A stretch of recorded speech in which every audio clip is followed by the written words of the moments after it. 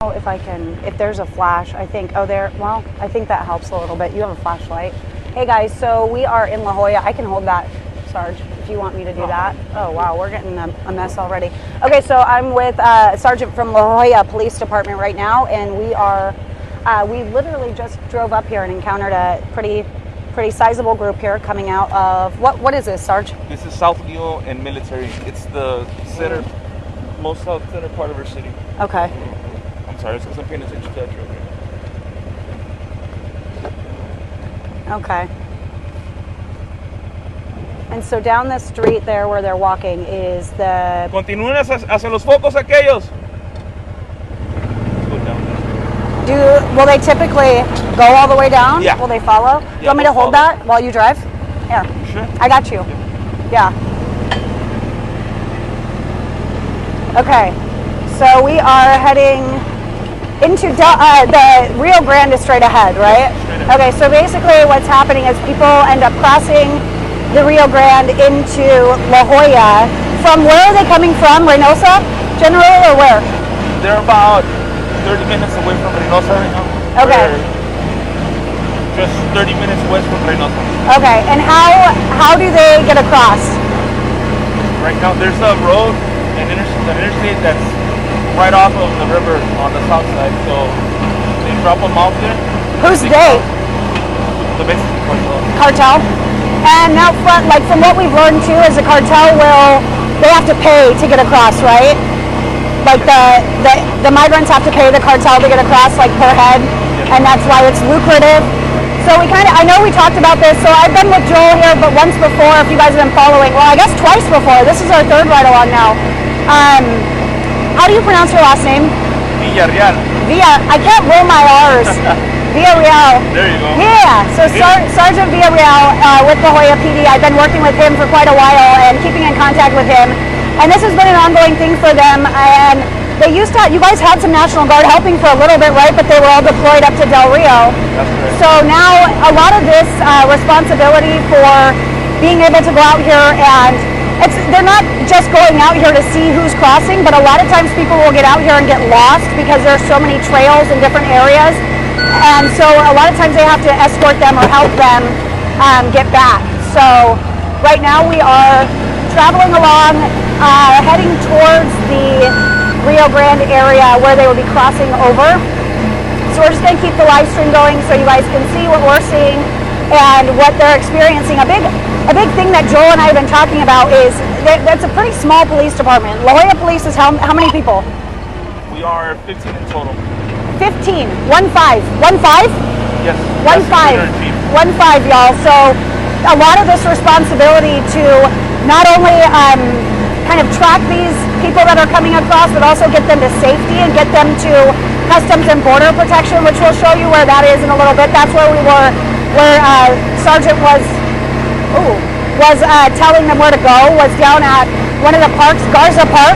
Yes, ma'am. And then they have Customs and Border Protection will be there because the police can't do anything. The police and like the sheriffs and things like that, correct me if I'm wrong, but as soon as you encounter any kind of immigrant or migrant, you have to contact Border Patrol or get them to Border Patrol because you guys can't really do anything with it. That's correct. We'll advise our dispatch of the amount of people that we've encountered, and they'll advise Border Patrol.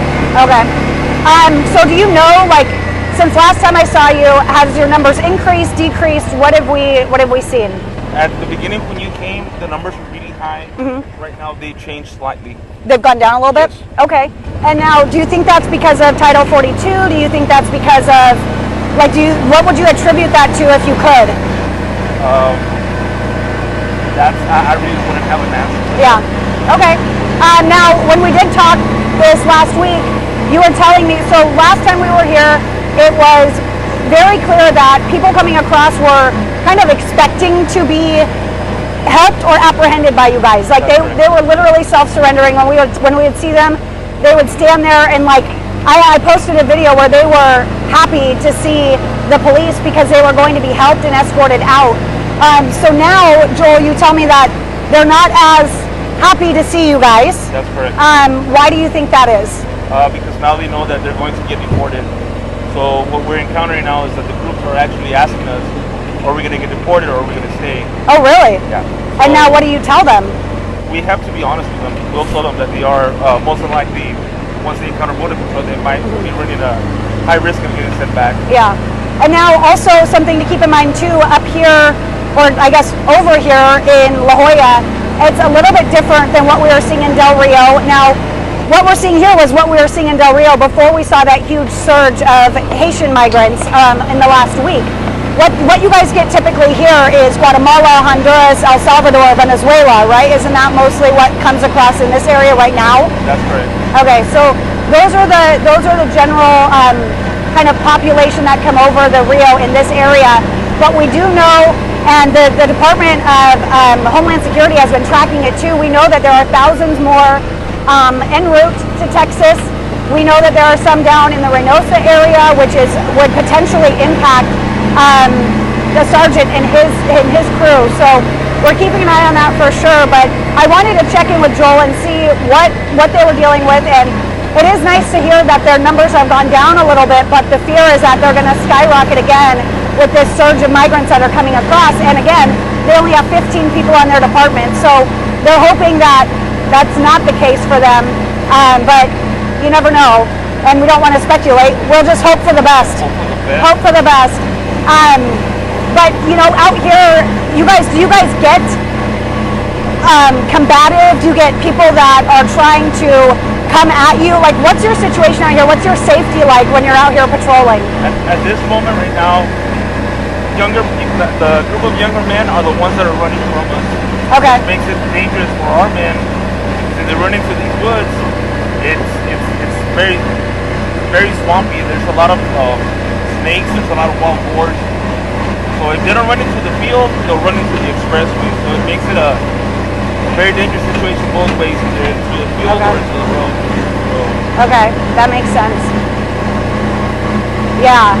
Now, does your daytime, does it matter what time of day? Are you seeing it's all day or? All day. So we've encountered groups that have called 911 throughout the day, and they've been lost in here for 3 hours. What? So basically we get the call around 1 or 2 in the afternoon, so that means that they were probably out here since 12 or 11, or maybe even earlier. Oh, wow.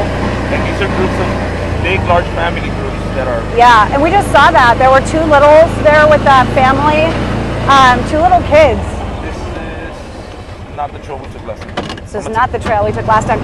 And something else that, when we were out here, was really interesting when I did that ride along with you the last time. We were looking for footprints and stuff, and you were trying to see because it was so hot when we were out here last time, and we even picked up a young woman who had rolled her ankle, and I mean, she was visibly exhausted, visibly, just sweating, and it was hard. I mean, this is a hard path for a lot of people, and when it's that hot. So a lot of them will hide out in these woods during the day, right, and then come out into the paths when it's nighttime, and so that's when you have a lot of those encounters is at night.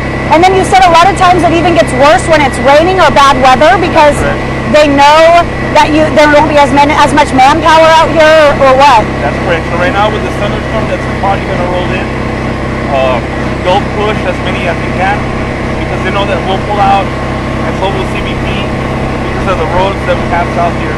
Military road is really bad, so they know we'll pull out. It gets bad in the rain and stuff? Oh. So how do they know that? Like, how does the cartel know that? They have scouts all over the place. They have scouts all over the place. It's like a little network, right? It's kind of like I was talking about it with the sheriff in Del Rio last time I was here a month ago, and we were talking about they kind of have like a truckers network, they all talk, and that's the other thing is I think there's a level of ignorance from us where we're like, oh, they don't know what's going on. They're using WhatsApp and Snapchat, and they're communicating just like we would, right? That's correct. If we get off and talk to them, they have their phones and they have their GPS going on. Really? So they're constantly keeping communication. So how do they get lost then if they have a phone? I mean, that's stupid to ask, but can't they turn on the locking part of the GPS? Because in this area, you don't get reception. Oh, okay. So once they hit military, that's when they start getting their signal. Okay. But I'm going to leave that there for 1 second. Yeah, that's fine. No touchy. I'm just going to stick this on here so that I can hold this and have a little more stability. Okay. Okay. So, there we go. All right, I got you. We got some light here so that we can see and so that you guys can see a little bit better. Let me flip this around again. Okay, so again, if you guys are just joining us, we are in La Joya. We are heading down by the Rio. I am with Sergeant Villarreal from La Joya Police Department. I have been working with the sergeant for a couple months now. This is our third ride along. And every time that we have been out in these trails, we have encountered families. We just encountered what was that, 15 people probably? Probably. About 15 people. Saw at least 2 young kids. Look. Okay. See that? All those footprints? Yeah. So are they going that way or coming? That's Going what or... I want to see real quick. Okay. Joel's going to investigate. They're all coming. They're all fresh. They're all going that way. Yeah, so where are they? They probably took that trail right there. Okay, so that's what they have to do is look and see. Oh. I got a group of my guys trying to catch up to a van that possibly loaded. Really? Yeah. So I want to see that. Right now a lot. I'm like, I want to see that. We just need to see exactly what you guys are dealing with all the time, you know, because again, okay, so he was right. They are going that way. So this would make them lost, right? Like this isn't the path out. No. So that's why they have to go this way. That's why they're not just going out here to be the bad guy and apprehend these guys. They have to help some people too. And I've seen it. We've given people rides. We just gave 2 young men rides. So, you know, these law enforcement officers have kind of an impossible task too. It's a tough situation all around. But again, you know, these are people coming in from countries, Guatemala. Okay, yeah, they are definitely going that way. Yeah, but look, they probably heard the ETV. Oh my gosh, and they ran into the woods. So do you have to go in there? No, not right now. It's too dangerous for us. So you can see all the bushes like they're laid down. Wow. That's wild. The footprints just kind of stopped. There's a couple of them, yeah. but... The group that was coming this way, some of them ran into the wood. Wow. And the rest are walking that way. So then how do you... So probably when they heard the ETV. Oh yeah, so it's definitely a lot harder now. I mean, again, when we were here last time, they literally were like glad to see you. Yeah. Wow, what a difference a couple of weeks makes. But again, I mean, that goes to show that now there's like there's a couple footprints. Well, I'll tell you what, they're more informed about immigration status and forms than we are. Than we are? Yes, ma'am. Really? Because some of them already come to school with certain information that we weren't even made aware of, not even by our local government. Oh wow, really? Yeah, pretty much those that these people Wow. already come. That's wild. Well, what's worrisome to me is the fact that they know what they need to do to get across. Like whether it's, you know, with children or women or whatever it is, and it's really hard to prove who they are. That's the river right there. Right? It's like impossible to prove that they're not a family unit because there's no record. All you have is their word, right? Or how do you tell that? That we can't. Border Patrol has to do that? Border Patrol has to do that because they have to run the prints through the team just to verify that. But if their prints aren't in any kind of system, then how do you verify who they are? Usually, some of them, they do come with documentation, but now we found out that they're falsifying documents in Mexico for most of these people. Well, I can't say I didn't see that coming, Joel. I mean, you know, but with that said, when they want to, you know, when they come across and they, just like if you find a fingerprint at a crime scene here in the U.S. and that fingerprint isn't in the system, you don't know who it is. So that's the same thing as somebody coming across who's never been documented in our systems at all or in any kind of systems we have access to, then how would you ever even know who they are? Yeah. You don't. You don't. So we say, oh yeah, they're being processed, but what does that even mean? You got their fingerprints in a system and you have to take their word for who they are? You're right. Ah. Yeah, no, it's right now, it's a pretty hard task for Border Patrol. Pretty impossible? That's pretty hard? Yes, ma'am. Yeah. Okay. Flash there. Boom. All right. Okay, so we lost the track. We lost the tracks. They're somewhere in there. They're somewhere in the wood. This is like a rainforest out here. So right here, that road will take us back to where we're coming from. That's the river over there. And then we follow it that way, it just goes into a ranch. Okay. Where was that one? Remember where we were that one time that Roxanne died? That's going to be by Bangor. That's where we're headed to. Okay. Because if they already came through here, then they're going to push towards the west side. Oh, really? Yeah. So let's okay, go. so how do you, is it just knowing from experience or what? Because they don't have like I know when they're coming across Mexico, they have their like checkpoints or whatever, but when they're walking through here, how do you know their patterns or what they typically would do based on where they came from? Well, what we learned from this last time, from this last search, is that they'll attack as many spots as they can so that they can cross as many people as possible. So they'll use them as much as they can, but we need to keep on constantly moving towards the west side, because the west side is the one that they cross with the most. This area, they had stopped using it for a while, but since they started blitzing us, all the trucks got active. So we just need to continue moving. If there's nothing here, now they're moving towards the west side. Okay. Do you know what like the numbers are? I know that's more of a border patrol thing, but do you know what you've dealt with in the last couple of months? I actually have the numbers. I would have to deal with you, but it's somewhere up in the 500,000 from February to May. 100,000? 500,000. 500,000. Just in our area. What? Wow. What's a typical year for you? I think that would have been probably the year or maybe even less. So 500,000 for an entire year? Normally? Less than that? Okay, so you've already exceeded what you would for a normal year is what you're saying. Okay. But 500,000 is a pretty sizable number for a regular year, isn't it? But that's just what's expected and they just kind of let you guys... I don't think anybody was prepared to see numbers like this. The Border Patrol or local law enforcement. I think that once we got hit like this, it was overwhelming for all of us. Yeah. And we're still trying to recuperate right now.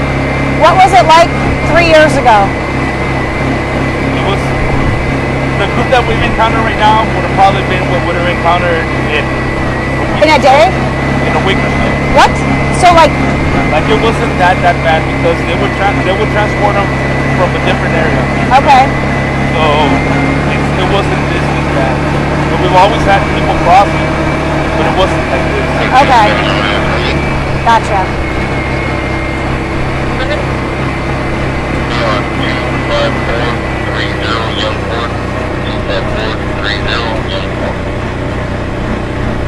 My guys work in the southern area. Since they know that we're here, they're trying to stick close to us. Oh, really? Yeah, the ATVs are a little loud. I bet you maybe a horse would. I'm just kidding. Too soon. But I mean, everybody on us probably got a little chuckle. But yeah, they're fleeing because they can hear the vehicles. So it makes it a little bit tough to track. So, Joel, last time you were... I'll let you listen to that.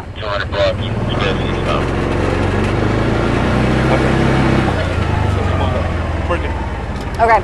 So last time I was here, we were talking about what you guys needed. You needed some more resources, support, all the things. Right here, to your right side. Somebody just took the leak there. Okay. Somebody used the restroom. Right there. All right. So they're where? Somewhere. They're somewhere here. But they're going to run away because they can hear you. Yeah. So your job became hard and then impossible pretty much in a matter of weeks. Pretty much. Okay. So have you guys considered using any kind of other means to get into the wooded areas? I know you guys have to get off the ATVs and go on foot. That's correct. Well, with the grant that we got approved, we're going to be able to acquire another ATV, more rugged. Okay. So hopefully that will be able to help us out a little bit more. Okay. But other than that, we have to walk the woods. You have to walk in the woods. And like he said, there's snakes, there's wild boar, there's a whole mess of things in there. But last time I was here, you were really advocating for a little additional resources, and you were talking with some congressional lawmakers and things like that, and you guys finally made some progress. Yes. So you have a grant coming to help you out with resources, but still you can't hire additional people, and that's what you really need, right? That's correct. So the grant that we got is for additional equipment, but we did not get enough resources. Well, we didn't get resources to get extra manpower. Okay. I mean, we're glad that we were able to get the money for the equipment we needed, but we would love the extra manpower as well. Yeah. So just to talk about hypotheticals a little bit, obviously we just saw what happened in Del Rio, and the administration says that they acted swiftly, but it was pretty reactive, not very proactive, right? And so you guys kind of know what's on the horizon and what could be coming. Do you want some kind of proactive action here? Do you want some additional manpower down here just in case that happens in the coming weeks, or what do you want with what could potentially happen with those? I mean, there's thousands of people that the DHS is tracking in Mexico. Well, what happened in the Rio was not even a month ago. How many people came over? Maybe we didn't have them all under a bridge in La Joya. Yeah. But we had an overwhelming amount of people crossing every single day, almost at every hour of the day. And did anybody help? Did anybody send any additional resources, or what did that look like? At the time, we had the help of National Guard, which was actually stationed in this road. Okay. And is that part of Operation Lone Star? Yes. Okay. Part of that. So that's part of Governor Abbott's, when he declared a state of emergency back in March, he basically created a kind of supplemental group of people to help out with local law enforcement that were already on the ground, and it's called Operation Lone Star. So they were able to deploy additional troops through the National Guard. And did you guys have the Sheriff's Department also involved? Or was it just your department and National Guard? We have constables, Okay. constables that are constantly helping us in our area. Okay. As well as sub-county units. Okay. Are there people at Garza right now? That's where we're going. Okay. So we're taking you guys to Garza Park right now, which is where Customs and Border Protection is processing anybody that's coming across from the Rio Grande into this area. Now, what that means for anybody who's not really that familiar with what the Border Patrol has to do, basically they'll take them and they'll transport them to a processing facility, document them, and then they will be taken to an NGO generally, unless they're going to be basically turned around and expelled under Title 42 right away. Now, does Border Patrol turn them around and expel them under Title 42 right away, or will they go to the NGO regardless? At this moment, we still don't know. We don't know exactly what they do with them. It's pretty tight-lipped all the time. It's hard to get answers. Border Patrol doesn't talk a lot. What's going on, brother?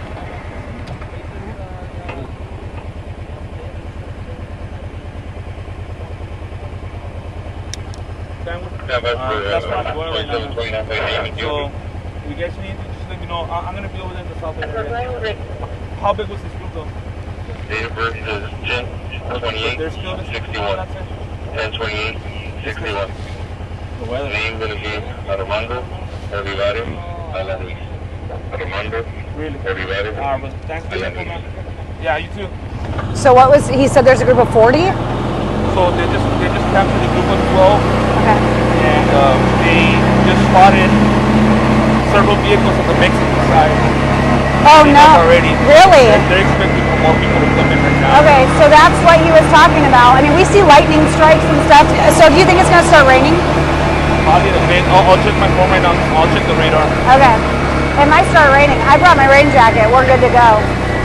This is a different. You guys moved from last time. What was that? Here, I got you. You guys moved from last time where the processing was. Why is that? They moved a little bit closer to this side. Okay.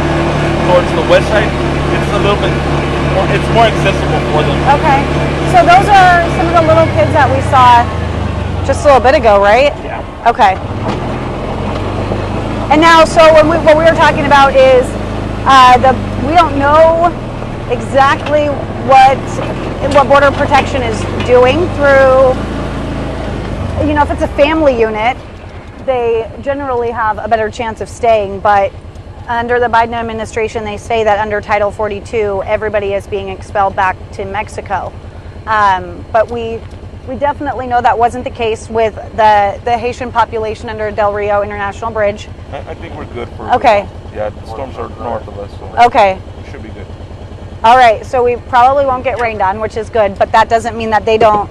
I mean, the weather is unsettled. Yeah. So as long as it's Interesting. fine, they're going to try to make a push. That's interesting. Okay.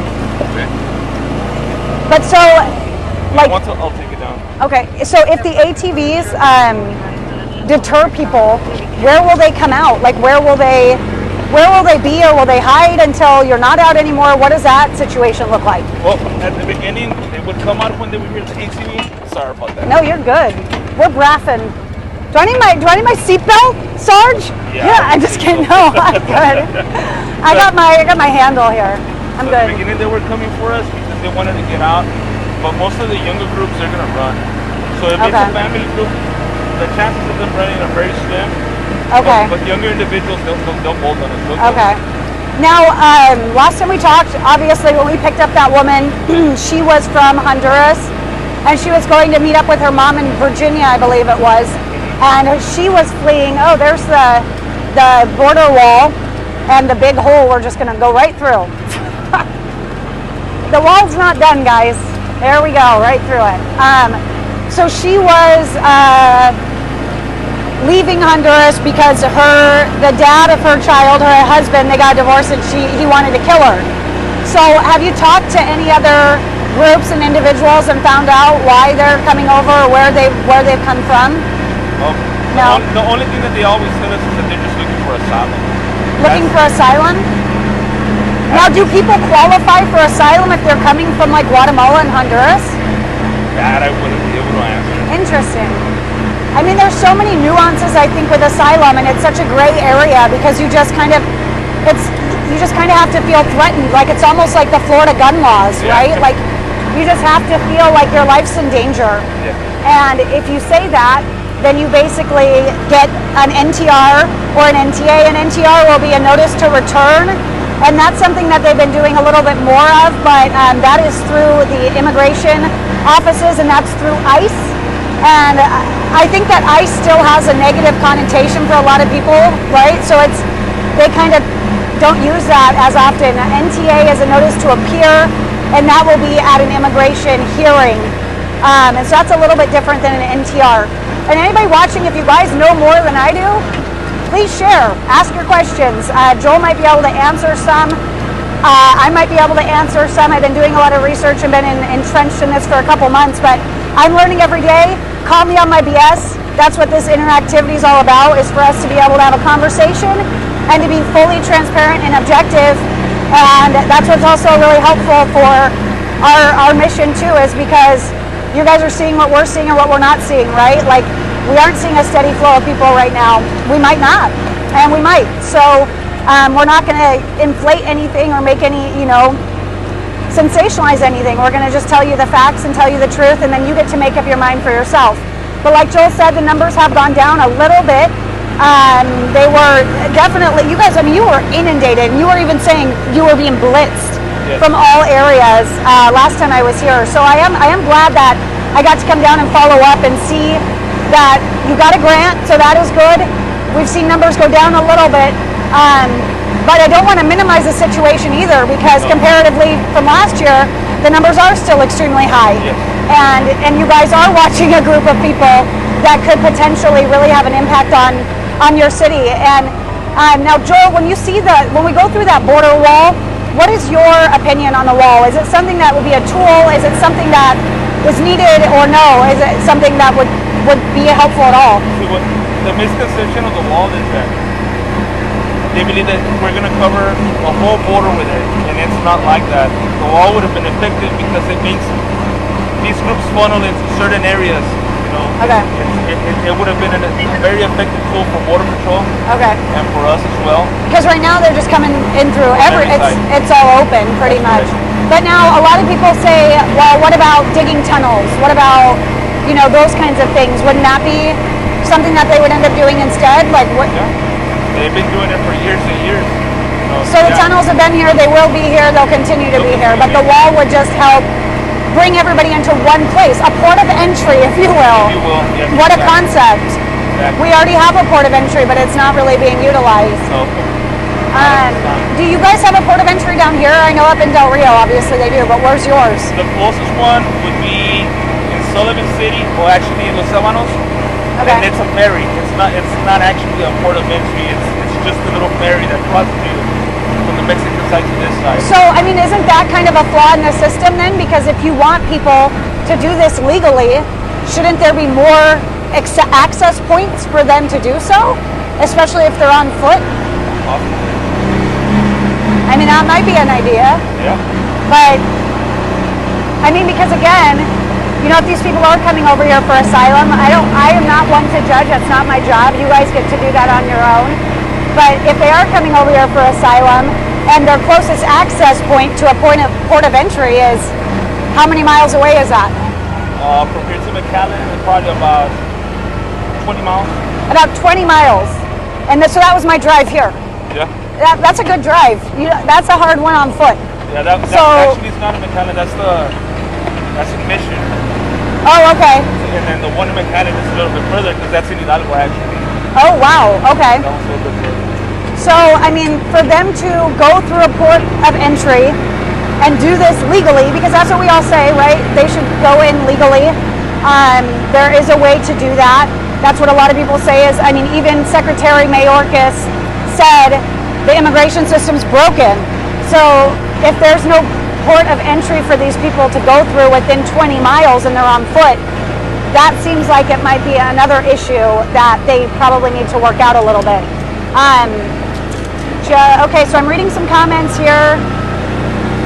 Yeah, directs traffic more. Yeah, totally. So we're having these conversations about the wall, the port of entry. You might want to put on your jacket because it's about to rain. Is it really? Yeah. I thought you just said we were good. Okay, I just see you saying BS. The wall is okay. She is not telling the truth. This person's saying the wall is not real. Never been real. Well, I never said the wall was real. It is there, but it's just in pieces. There's not an actual functioning wall. That's what we're saying. I never said the wall was up and actually functioning. We were talking about if the wall would be a good tool, Greg. So thank you for chiming in, and thank you for calling me on that, but that is not what I said. So if you call me on my BS, I'll call you on yours too. What? There's a group with a child. With a child. It's just two people? Like oh my gosh, is that a man with two kids? Is that a man with two kids? There's a woman. There's a woman. So there's a family unit here. Buenas noches. ¿Vienen más atrás de ustedes? ¿Solos ustedes? Hola. Ok. ¿Traen agua? ¿Quieren agua? Sí. Can we give them a ride? ¿Quieren agua o quieren agua? ¿Quieren agua? Okay, so Joel's going to give them some water. Los voy a subir a mi carrito para llevarlos en esta inmigración porque viene el agua y se va a poner bien peligroso aquí, ¿ok? Hola. Hay mucho marrano del monte y no quiero que los vayan a lastimar ustedes con las criaturas. Ok, entiendo. So, nada más les voy a pedir, tomen asiento aquí en la esquina. Si traen tapabocas, ¿sí? Pónganselos por favor. ¿Te have máscaras? Sí. Okay. ¿Sí traen o no traen? Ya. Lo siento, hablo un poquito español. You want to grab your bag? Yes. Just for your safety. Okay, no problem. Okay. Yeah, Joel, I can put yours on the ground here. I have room. Okay, so you guys, we're just loading up a family here to help them. Obviously, small children, little babies. Que se suba el primero y luego ya se la das. Yep. Okay, so little kiddos here, and they're giving them water. The mom is obviously pretty in distress here.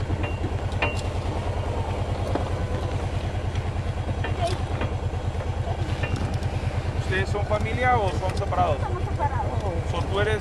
¿Tú vienes con quién? Con mi Ok. ¿Ustedes no son pareja? No. ¿Las niñas son tuyas? No, solo ella es mía. Oh, so padre e hija, Sí. madre e hija. Sí. Okay, so Y esposo se quedó this is two perdido. family units. That's Okay. the mom and ¿Dónde the era daughter. su madre? ¿Dónde está la madre? La niña. ¿Dónde está la mamá? Pregunta. Allá en la capital, ¿Dónde eres tu viejo? Guatemala. Tú eres de Guatemala. qué? ¿Y tú? ¿Por qué? Yo de Guatemala. ¿De Guatemala también? Porque quiera que está muy dura la situación allá. Why is the mom still in Guatemala? Okay, so what they're saying, both saying is that the situation is very difficult for them over there. Pregunta si está bien que te haga unas preguntas o sí. Ella pregunta por qué es que se quedó la mamá. Yo de como ella está enferma y allá no. The mom's sick and there's no way of them taking care of her over there. Entonces, como ya está duro, uno se la puede cuidar uno. Yeah, he says that it's very, very difficult for them financially over there. Okay. ¿Y tu madre por qué viene sola? Dices que venías con tu esposo? Digo, mi esposo, So she was traveling with her husband and her kids and her daughter. ¿Y qué pasó? teníamos una tortillería en Zacatecas y nos estaban extorsionando mucho. Amenazaron que iban a matar a mi hijo. En tu tierra? So basically they had a business that they were running in Guatemala and they were getting extortion, so they decided to come this way. ¿Dónde está tu esposo ahorita? No sé. ¿Dónde lo perdiste? ¿En México? ¿No te acuerdas en qué estado? She lost him in Mexico, but she doesn't know in what state. ¿Cuántos días llevas sin estar con tu esposo? Unos 10 días. She's about 10 days without her husband. Oh my gosh. Dios mío. Lo siento. Ok, Wow. so lo que voy a hacer es, voy a manejar un poquito más para allá para ver si no viene nadie más y nos regresamos. Bueno, no viene nadie más, para sacarlos y luego me regreso. Hola. No. Todos nos sentamos. Hola. ¿Cuánto tiempo tienen caminando? Llevamos 2 días. Me gusta. So they've been walking for about 2 hours already. 2 So hours. they've been lost for 2 hours already. You've been 2 hours. Wow. Okay. So what we're gonna do is we're gonna take them out and then we'll come back in. Okay. Okay. Sounds good. So lo que voy a hacer es los voy a llevar hasta la carretera donde está inmigración y ahí los voy a bajar para que caminen, pero van a estar a unos cuantos pasos de ellos, ¿ok? Bueno, Hola. vamos. So this is what I'm telling you. Okay. They've already been lost for 2 hours, Yeah. and I gotta figure out how to get light on us. Can I? you know what? I don't want for you to touch these. I got Okay. some more here. I have a mask as well. You I have do? my own. Yeah. You Do you wanna put it on want? Do you want real one? quick? Yours? No, I got mine. Okay. We're just gonna put on your mask really quick here to be safe. Yeah, I've got mine. All right. Here. Okay. You got yours? I've got mine over here, Okay. just in case. Okay. So this is what I'm telling you. These groups are lost in here for a good amount of time, and no one's out here to take them out. So. Okay. And Wow. right now with this weather and those kids, Ugh. it would have been bad. That would have, that would have been absolutely awful. So that's what Joel was saying is the weather's it's pretty rough out here. It's super humid, muggy, hot. And yeah, the lightning and rain are coming. And so they were out here already for 2 hours. Agárrense bien, ¿ok? Lost. Let's tell him to hold on. Okay, so, let's see. Yeah, Anthony Aguero is doing an awesome job over in Roma as well. I've been watching his live stuff. Yeah, you guys keep chiming in, keep asking questions if you have them. That's what I'm doing here for. Oh, sorry, this is it's a lot. This is real time. This is live. This is happening live right now. We are in La Jolla. I'm riding along with Sergeant Joel Villarreal from the La Jolla Police Department. We just picked up 2 different family units. A man with a child. Can you find out how old their children are, Joel? ¿Cuántos años tiene tu hija? Sí, Año, 1 año, 1 mes. So hers is 1 year, 1 month. 1 ¿Tu year, hija? 1 month. ¿Mande? 3 años? ¿O 2 y medio? 2 and a so half. 1 and a half and 2 and a half. 1 and a half and 2 and a half. The gentleman with the 2.5-year-old, when we first encountered them, I thought, oh, okay, this is a family unit, a husband and wife and 2 kids. Can I can I do something with that so that we can see? Yeah, that's awesome. Okay, now I'm gonna look like a ghost or like a creepy person, but that's fine. So we thought, okay, maybe this is, a family unit together, but it's two separate family units. The woman says that she lost her husband in Mexico. She was traveling with her husband and her 1.5-year-old. She has, it's a straight up baby right there. 1.5-year-old, and they lost her husband in Mexico 10 days ago. They've been out here lost for 2 hours, and so we stopped and we're giving them water and we're giving them a ride back to Garza Park so that they can be processed. But it's really hard for me to see because I asked the guy, he apparently left the mom in Guatemala because she was sick, and Agárrense porque aquí va a estar un poquito feo, I don't ¿ok? know.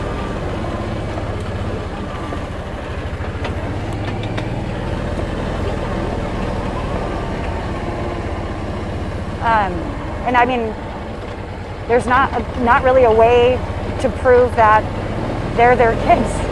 Is that right? I mean, That's right. and that's why I was saying the other day that I feel like, and I think Border Patrol is starting to do it. They're starting to do some DNA testing, but it's not instant.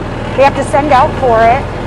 So, we need to probably try to advocate for some rapid DNA testing or something, because I don't know how a lot of the conversations that I've heard about people coming over and unaccompanied minors and women coming over with their children, it's like, gosh, they must be escaping a really hard life to put their kids through that. On the flip side of that, I have a hard time understanding how a mom would stay behind. The mom is very ill, so Okay. they don't have economical resources to help her out. So, but she just is going to be there and die alone, or what's up? Oye, viejo, ¿qué es el estatus de tu esposa ahorita? ¿Viniste a trabajar para ayudarla o qué es lo que va a pasar? ¿Para dónde vas tú? ¿Qué es tu destino? ¿A dónde? Maryland. ¿Y tú? Oh. Ya hacía tiempo que no hablábamos con ella, pero hoy estuve llamando a ella. Okay. So she's going to Los Angeles to link up with her sister-in-law, Okay. and he's going towards Maryland because he's going to get work over there. Okay. To help his wife. She's going where? Sorry? Los Angeles. Los With Angeles, her sister-in-law, and then he's going to Maryland. Maryland to work to help his Okay, wife. but how do they know? They don't know for sure that they're going to be able to go to Maryland, though, right? No. Okay, so that's a question for sure. But you see, baby and a little girl, and are they both girls? Yes. Okay, so 2 little girls. One is 1.5, one is 2.5. The gentleman has a 2.5-year-old and says that they left the mom in Guatemala because she is very ill and they didn't have the economical resources to take care of her. So the mom is in Guatemala, apparently. Now the woman with the 1.5-year-old, she was visibly shaken, obviously very shaken up when we encountered her. She has not, according to her, seen her husband for 10 days. Yes. Yeah. So there's a lot of pieces here, and this is why I haven't even told you this, but my next kind of mission is to go and investigate child abuse and child trafficking that's happening with immigration. That's good. Because, these kids are, whether they're theirs or not, the things that these kids are enduring is a lot, right? And then we have to understand what they're going through to have to put their kids through that. So what conditions did they flee to think that this was a better situation? To be lost in the woods for 2 hours with a 1.5-year-old and walking for miles. I don't think they understand how dangerous just this area is. Okay. From other groups that we've encountered, they've all told us the same thing. They weren't expecting the danger that they went through from the moment that they left the country to the moment they got here. Okay. This area being the most difficult one for them. Really? So now did they come across on a raft from cartel? ¿Cómo los cruzaron? ¿Cómo los cruzaron ahorita? ¿Mande? ¿A pie? No, pero cuando cruzaron ¿cómo cruzaron el río? ¿En una lancha? ¿Cuántos venían con ustedes?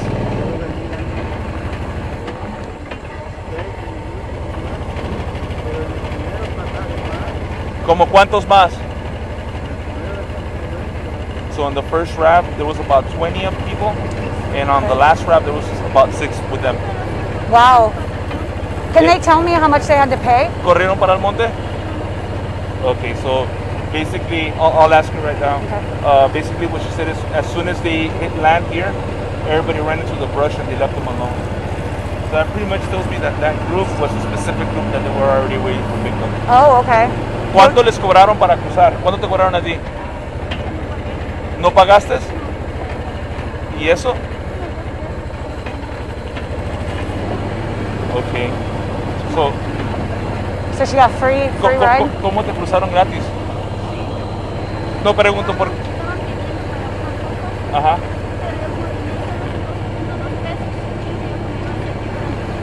Okay. Amigo, ¿cuánto te cobraron aquí para cruzar?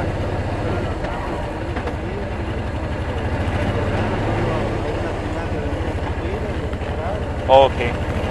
So she's saying that they didn't charge her, and he's saying that his sister-in-law paid for him. ¿Cómo cuánto pagó, no sabes?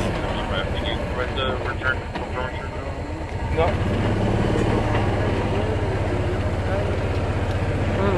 He doesn't know how much his sister-in-law paid for him. Okay. Why did she get in for free? Isn't that kind of... That's the first time I hear that one, but that kind of makes sense. Can you ask her? Why she says that they just crossed her. I did. Wow, okay, so she didn't have to pay the cartel anything to get across on that raft. They were on a raft with about 6 people, so it was them 4 Yes. and 2 others. And she said that they all ran into the brush and left them alone, so that's why they were lost for 2 hours. Were there other kids? Was other 2 people on the raft? Was any of them children? ¿Venían más niños en la balsa que cruzaron ustedes?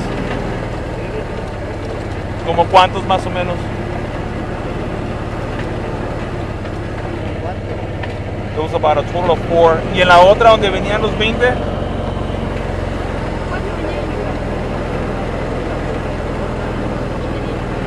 Okay. They really don't know how many people crossed in the other raft, and with how many kids crossed in the other raft. Okay. But in theirs was about 4. About 4?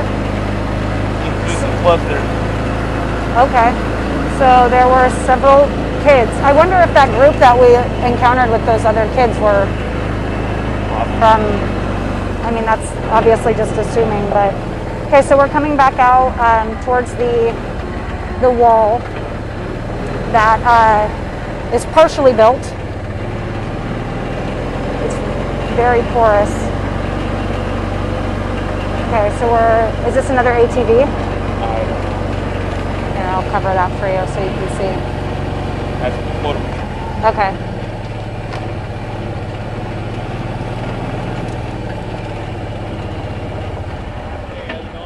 Good, brother.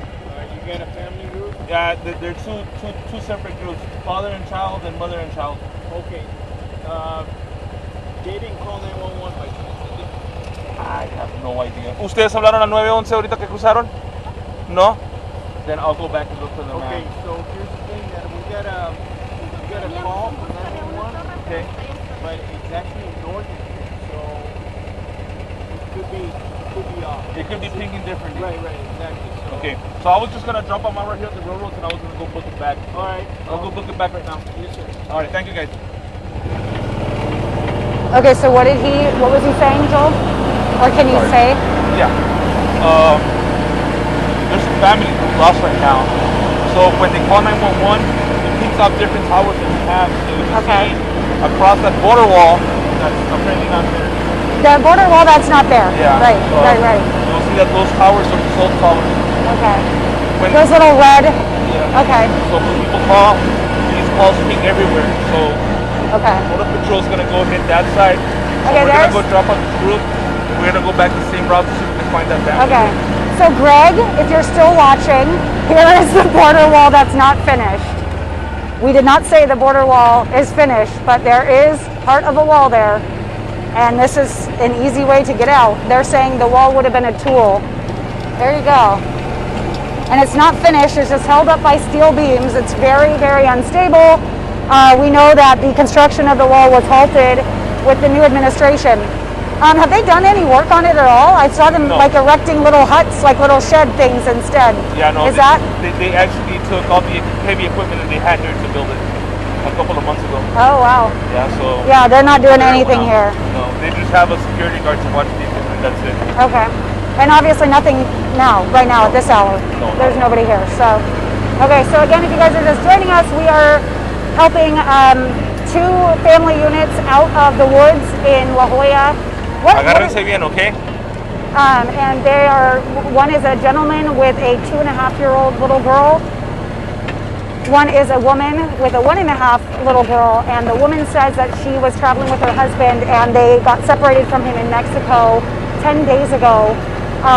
She was visibly distraught, I will say visibly distraught. But I don't know. The man says that he left his wife in Guatemala because she was very sick and they didn't have the resources to care for her. Okay, ahí van a caminar, okay? Van a cruzar por aquí. So he's going to help Van a them. caminar y ahí está inmigración ya. Sí. All right, do you want to help? Yeah, we need to book it back to see if we can find it.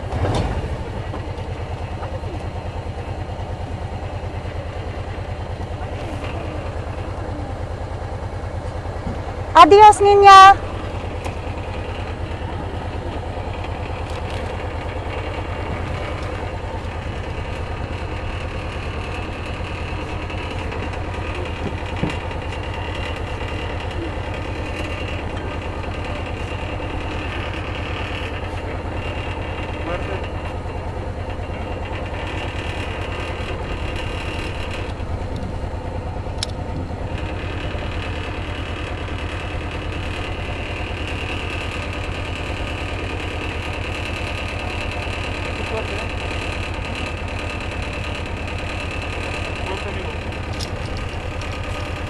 Adios. Bye. Bye-bye. All right, let's book it back. Bye-bye. She's waving and saying bye-bye. Bye-bye, sweetheart. That gave me not good feeling, man. I didn't like that. It's going to be hard doing the child abuse stuff because that's, man, rapid DNA testing. That needs to happen. I don't want to like ever speculate things, but I saw that gentleman with that baby in there, and the way it didn't look like he'd ever handled a baby before. I don't know, man. That little girl is the sweetest little girl. I just want to hug her. My guys have people in their unit. Okay. So this is at Garza Park. 0242. You got more people? So the families right now are being quote unquote apprehended by Border Patrol. So they will now be processed by Border Patrol. They'll go to a facility and be processed, and then depending on what they decide, they'll either be expelled. So a large group made it towards the north side of the expressway. That's what makes it dangerous for my men, especially right now at nighttime. But they already have them secured, so they're gonna start carrying them this way, and we're gonna go back in there and see if we can find the family group. Okay. We're gonna go through a different spot because this is pretty dangerous. That little girl's still waving at me.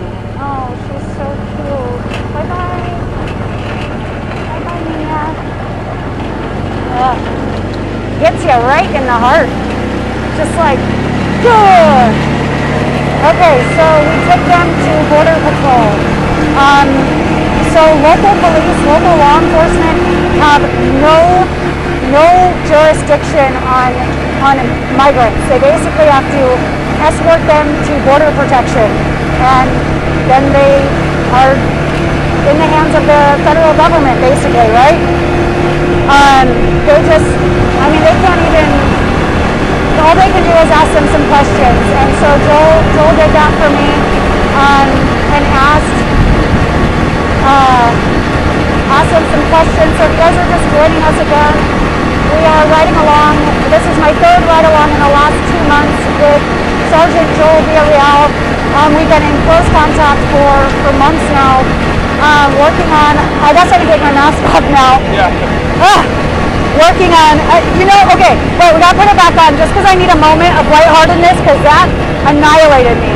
Okay, have you seen Grey's Anatomy? Okay. Who else rips off their mask like they just had a really unsuccessful surgery? Oh, God, that was a really tough one, Joel. Like you have to have a moment. Wow. Okay, so we're riding along with Sergeant Joel Villarreal. That's him. Hey, hey. He has graciously offered this to me to be transparent to allow us to see what they go through. The Joya Police Department only has 15 people in their department, and a lot of this area. How many miles is this area? Would you say? It's a pretty good chunk of space. They're out here. The responsibility really falls on them. They did have some National Guard here. The National Guard was deployed and rerouted to Del Rio to handle the crisis that was there that we saw for a little while with the 15,000 migrants underneath that bridge. So hopefully they'll get some more resources back here because they are tracking thousands more coming towards this direction. So Reynosa is down in the south area, which is where we are. We're down in McAllen, down in La Jolla. It's that south area. Del Rio is more up in the western side, and that is where they're coming through Acuña, and they go in that direction. So two kind of different tales down here. But again, they have been, what he says, blitzed from all directions for several months down here.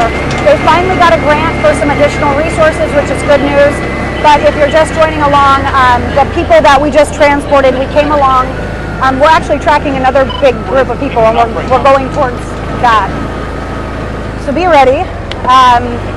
Buckle up, literally, because it might be hard to see. But we just transported 2 family units. One was a gentleman with a 2.5-year-old little girl. I'm going to stop talking for a second so he can do his job. Time out.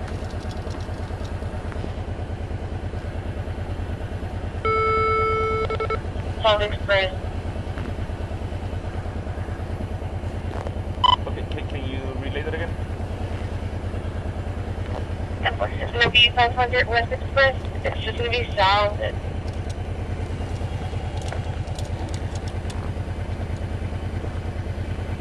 But you're saying that it might be pinging off wrong?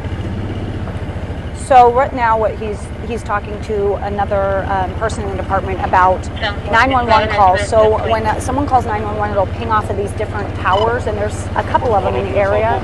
South of Danworth. So basically, they have to go towards those cell towers. So there's one like over there. There's a couple different locations that they'll ping off of. Yes. Okay. So where is that? Where we're heading right now is to one of the locations. Right now, it's pinging off north of us. There's a huge antenna over there, so they might be south of it. Okay. We're gonna go through one of the trails that they usually drive into. Okay. So what these guys do is they help get these families and these people out of the woods. The people that we just encountered were lost for 2 hours. So here's the whole story that I can tell you while we are en route to the next area.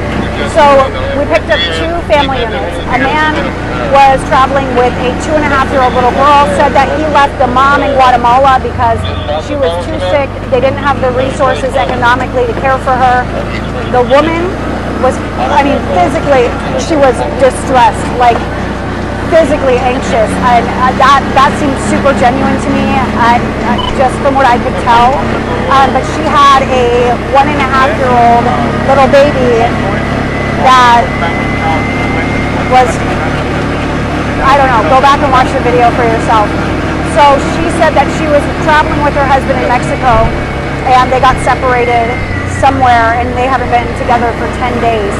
So they were lost. They came across on a raft via the cartel and coyotes, and she said that she got across for free, which that's wild. I wonder if, I've never heard the cartel giving anyone a free ride. Well, neither have I. Neither has Joel, but she said she didn't have to pay anything.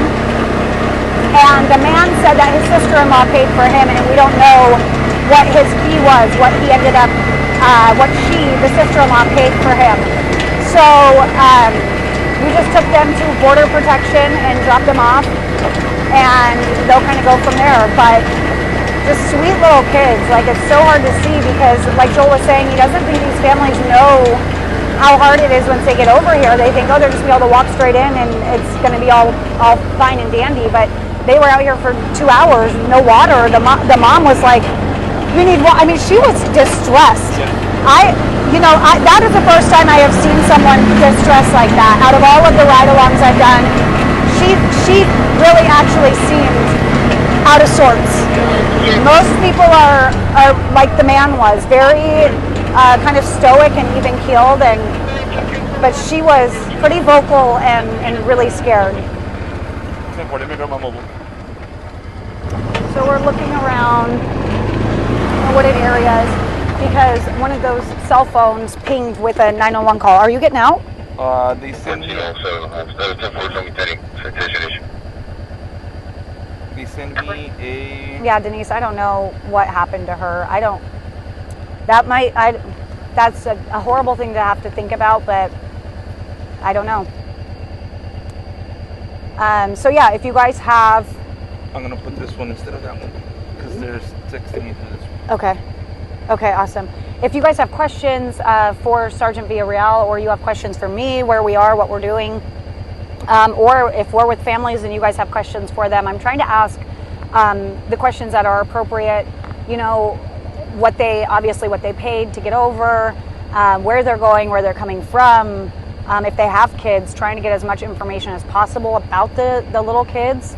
But again, it's definitely something that you don't want to even have to think that those kids might not be theirs, but who knows? It's unfortunate that it's a common knowledge thing right now that if you have a family unit, you have a better chance of staying. And there's just no way to really, if there's no fingerprints in the system and you come across with no documentation, then how do they know who you are outside of the word that you give them? And so, yeah, I mean, I guess Border Patrol in some sectors is doing some DNA testing, but again, it's not instant. They have to send out for it. So if you find a family unit and then you have to do DNA testing and send out for it, I don't know if they hold that family unit until the testing comes back or what that situation is. Going in reverse. Don't know what we're doing.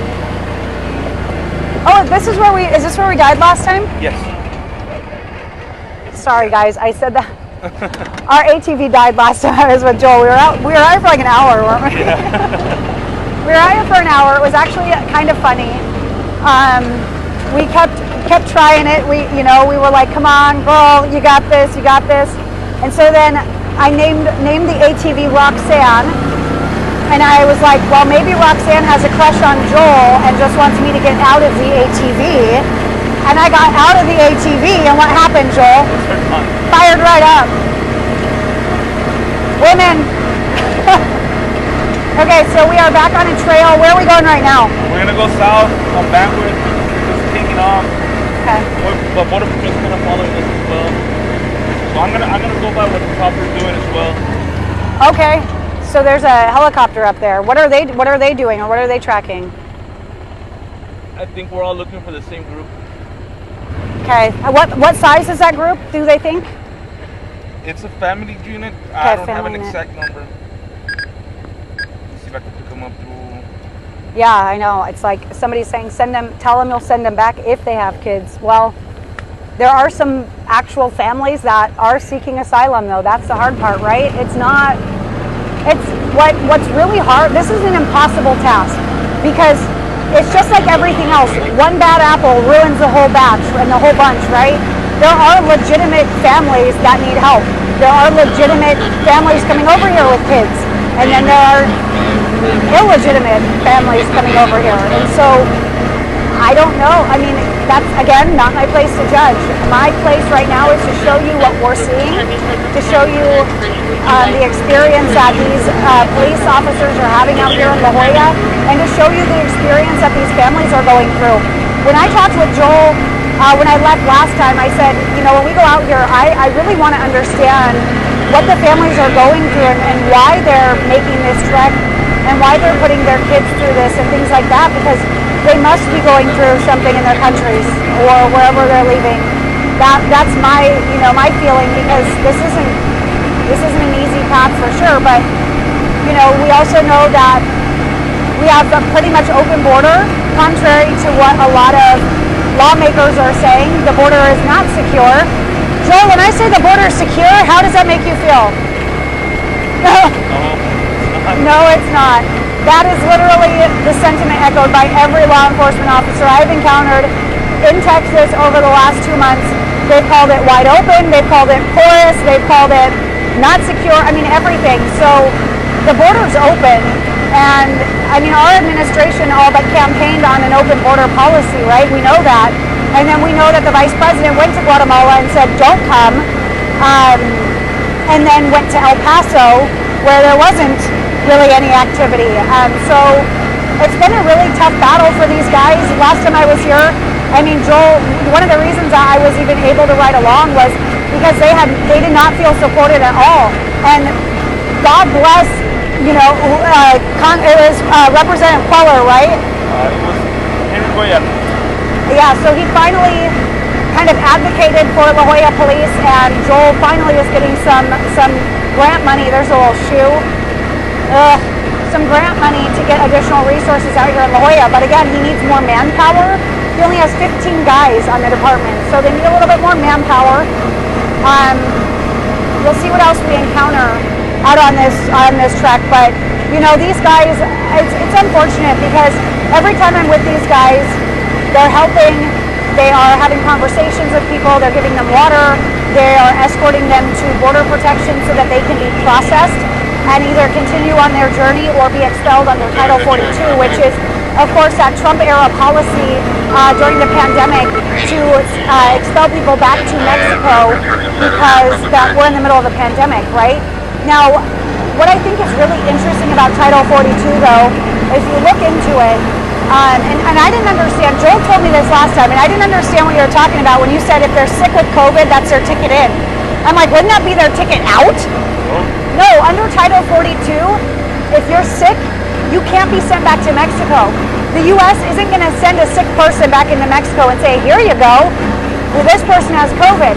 So when he said if someone has COVID, that's their ticket in, or if they're sick, or if they're hurt, they're not going to be sent back under Title 42. Now, we know that Title 42 was reinstated a couple weeks back, and then we know that the Biden administration tried to counter that. The Supreme Court struck it down. The Biden administration said we will continue to implement Title 42, but we will continue to challenge it. So what do you think about that? What do you think about, when we talked, you were like, Title 42 actually hurts you guys because now you got runners, where before they were kind of showing up saying, we'll go willingly and we actually want the help. What do you think? Do you think that is a good option or a bad option now living in that for a couple of weeks? Well, it's affected us in a way that not only are they running, but now our pursuits, they've gone up. Our vehicle pursuits, they've gone up. Oh, really? But now that puts not just officers and the people that are crossing in danger, but also our local people from our city or neighboring cities. Because these smugglers, they don't stop. So keep on going. Oh, wow. And that's, we've seen a lot of car wrecks and things like that involving smugglers. Yes, ma'am. Do you guys have local gang, you have a local cartel kind of situation over here, don't you? It's not called a cartel, but what would you consider that, the people that are involved on this side? Yeah, street gangs are connected with cartels. What do they do? Help them with stash houses and stuff, or what is that? Yeah, transport. Transport? Human, transport drugs. What's wild to me still is that human trafficking, like smuggling, has less of an offense, a ramification, than drug trafficking. And I just have a hard time wrapping my head around that. Like, you can come across a border with a truck full of people and get less of a sentence than if you had some marijuana. That's wild, and they all know that.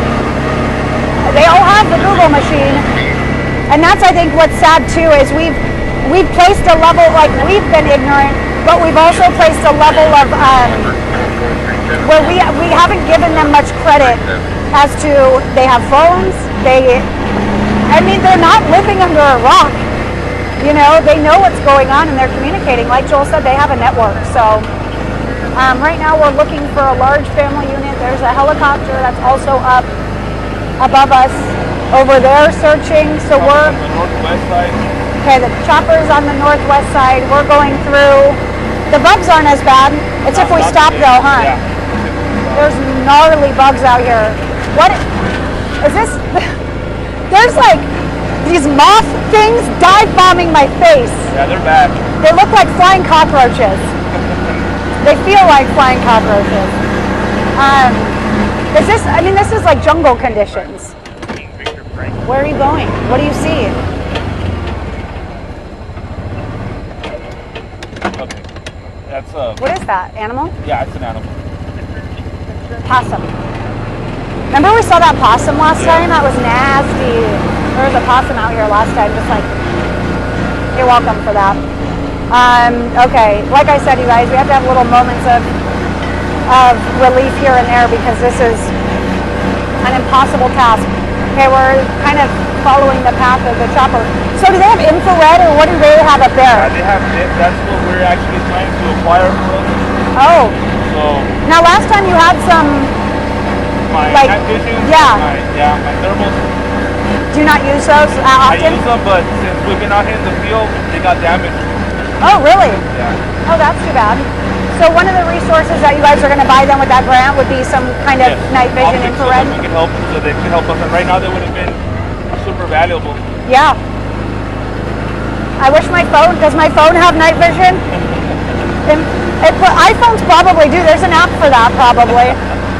Some infrared on my phone. Okay, so for anybody who's joining us, we are in the wooded area along the Rio Grande near La Joya. Is this considered La Joya? Yes. Okay, so we're in La Joya. I'm with Sergeant Joel Villarreal. We are looking. There's a large family unit that we have been alerted to out here. We just transported 2 family units, a man with a 2.5-year-old little girl and a woman with a 1.5-little girl.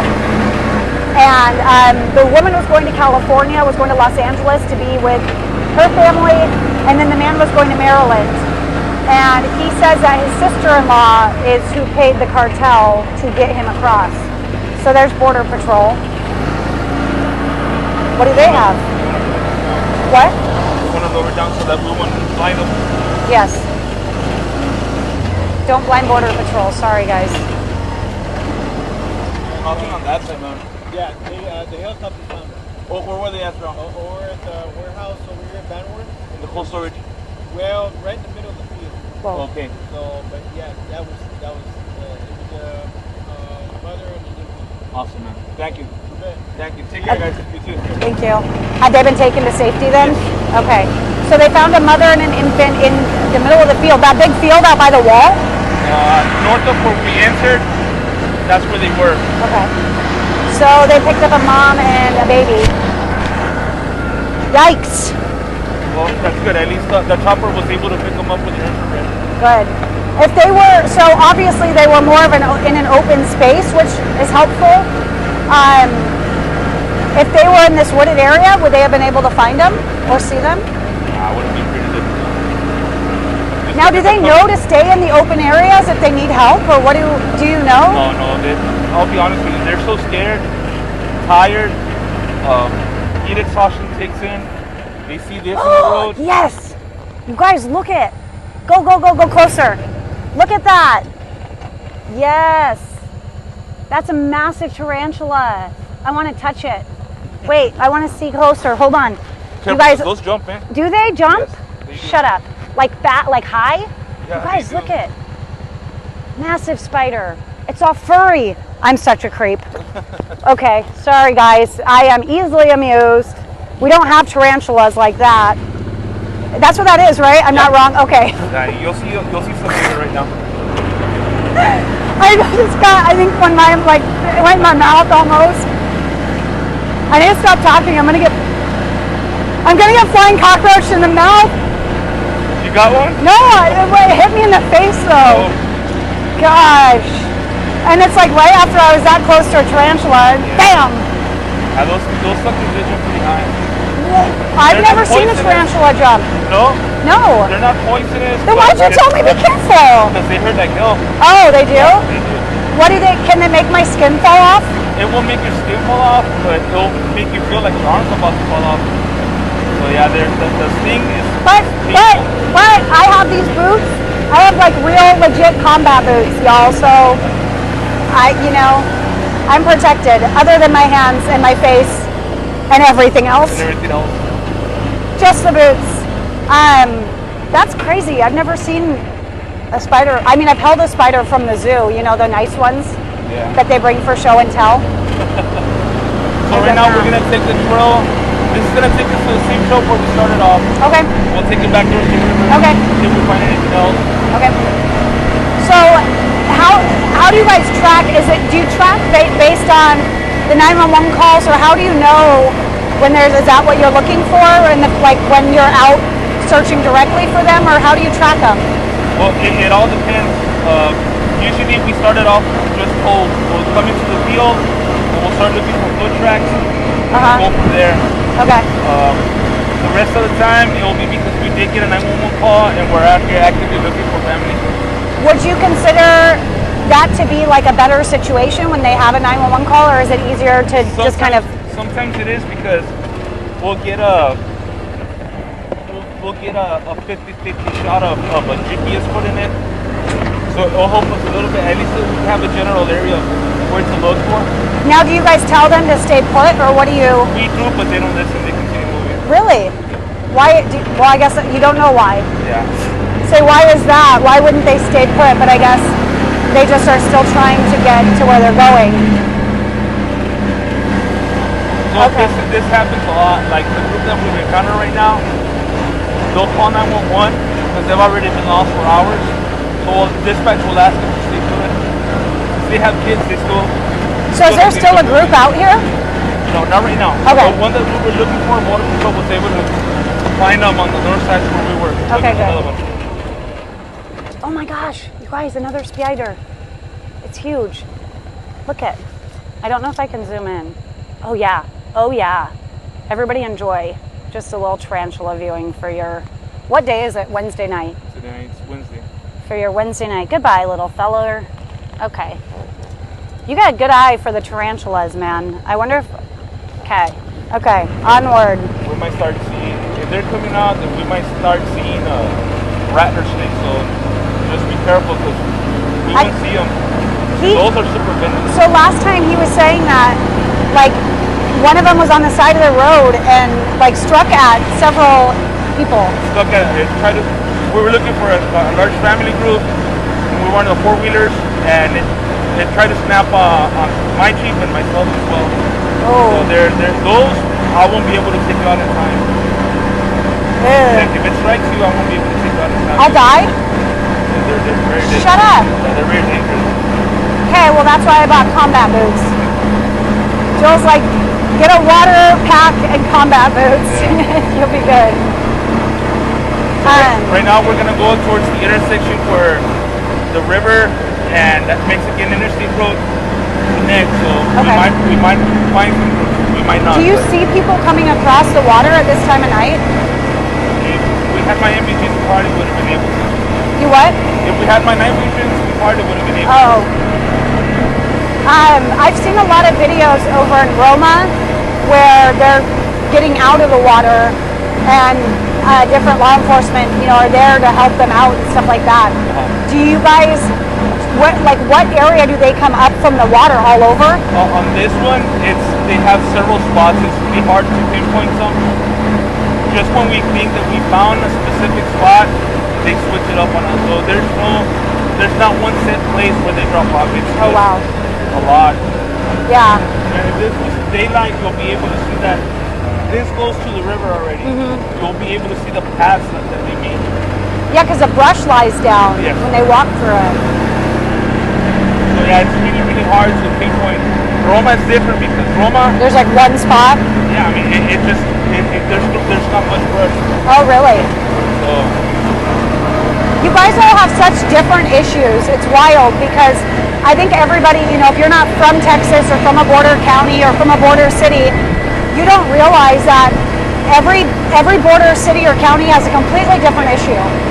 And then when you go up to like Brooks County, they're 40 miles up from the border, and they've got bodies because the smugglers are making them bail out at the checkpoint, and they're saying, oh yeah, Houston's just a couple miles up, and it's really like 50 miles. I remember that we had another group with us recording, and I asked them, where are you going? And they said, oh, we're just going here to Houston. I'm like, no, this is not Houston, this is La Joya. And the coyotes told them that they were already in Houston as soon as they crossed it. So they don't even know. No. But so this is, I know here they don't have a lot of reception, but don't they find out how far away it is? I would figure. But I mean, gosh. But yeah, so what happens up in Brooks County is they basically are like, A, get out to evade the checkpoint so that the smugglers can go through without people. And they go ahead and walk. You're going to go, up there to San Antonio or to Houston or whatever it might be. And that's miles and miles in the heat. And so they're finding a lot of bodies of migrants in ranchers' properties and in rural areas. And they actually had to set up a temporary morgue. The last time I talked to the sheriff there, they were already at 93 bodies, and that was 2 weeks ago. So I'm going to get an updated number on Saturday. I'm going to be working with Brooks County Sheriff's Department, and we're going to go to the temporary morgue where they had 23 bodies at one point. And what's really crazy is in counties where somebody passes away and succumbs to the elements, or something happens to them on their journey, the county actually absorbs that cost. They have to pay for the autopsies. They have to, I don't want to say, they just have to handle everything. They have to handle the body. They have to do all the processing. They have to deal with that. And then the other part of that is not just the cost of it. It's that they get that taxed onto their death count for the county, and then that affects their allocations and their resources that they get moving forward, and budgets and different things like that, because when you have more deaths, it doesn't look good, right? I mean, you're not doing your job and all of those things. And so that becomes a burden and a weight on these counties. And so Brooks County is one of the ones that has been sounding the alarm and has been very frustrated since February, because they are overlooked a lot, because they're a small county that's 40 miles away from the border, and because they're not a border county, they don't get the same kind of resources and allocations and attention that the border counties are getting. But then we learn that even the border counties and cities don't get the adequate resources that they need to handle the crisis that they're dealing with. Do you have the same amount of guys that you did 2 years ago? no, man. You have more? It increased. Just how many more, did you get more people when more people started coming across, kind of thing? No, this Okay. is gradually, but the department grew up by probably 5 officers. Over the last how many years? I want to say over the last year and a half. Okay. So you got a couple additional officers, but it's not necessarily, you wouldn't say it's because of the border? No, man. Do you know why it is? Is the city grow as well? It was due to that, and through a grant that the chief was able to acquire. Oh, okay. To hire extra officers at that time. Okay. At that time. Wow, that looks like a pathway.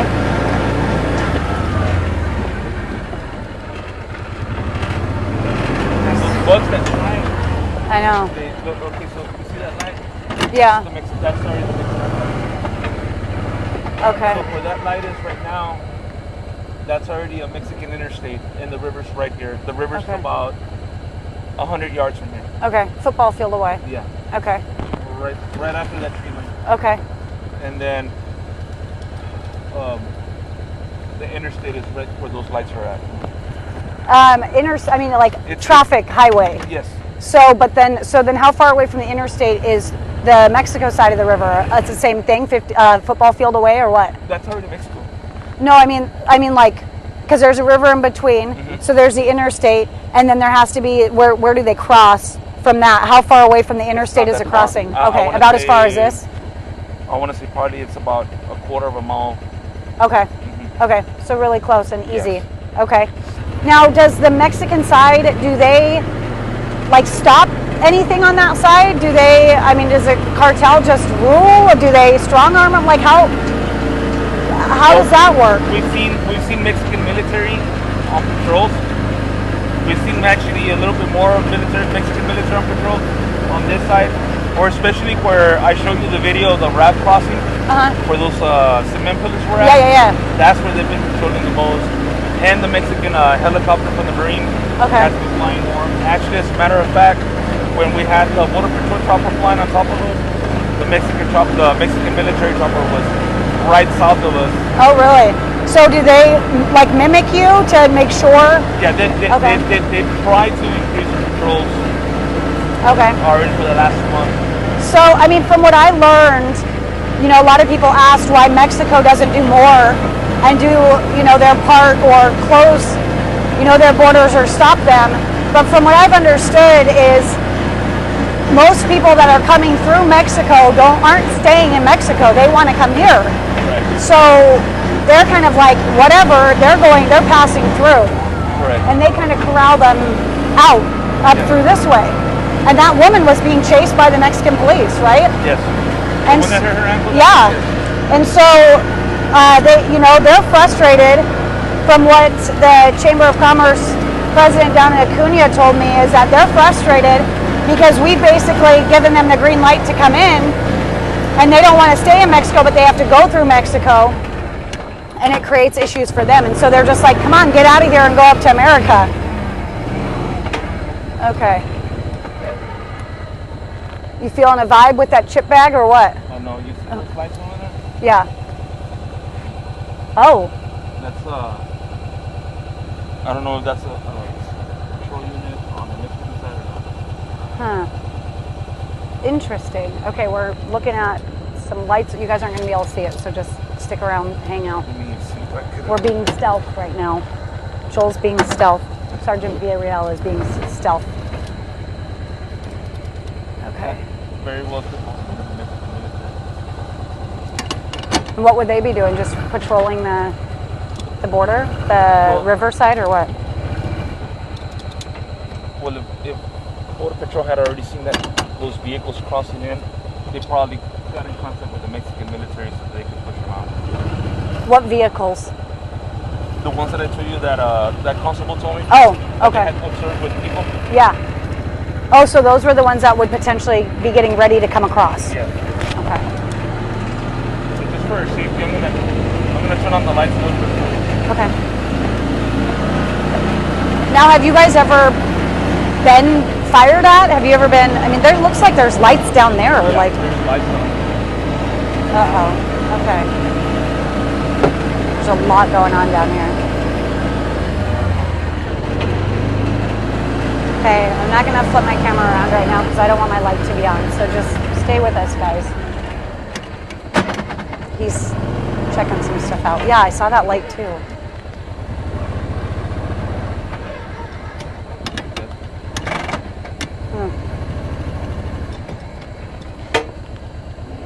Yeah, it almost looks like there's a flashlight or something down in the river. So, it's a flashlight? See, that's what I'm saying. You see that? Oh, that's a firefly. Yeah. You want to turn your camera around? Turn it around? Yeah, turn it around so they won't see your light. Yeah. Okay.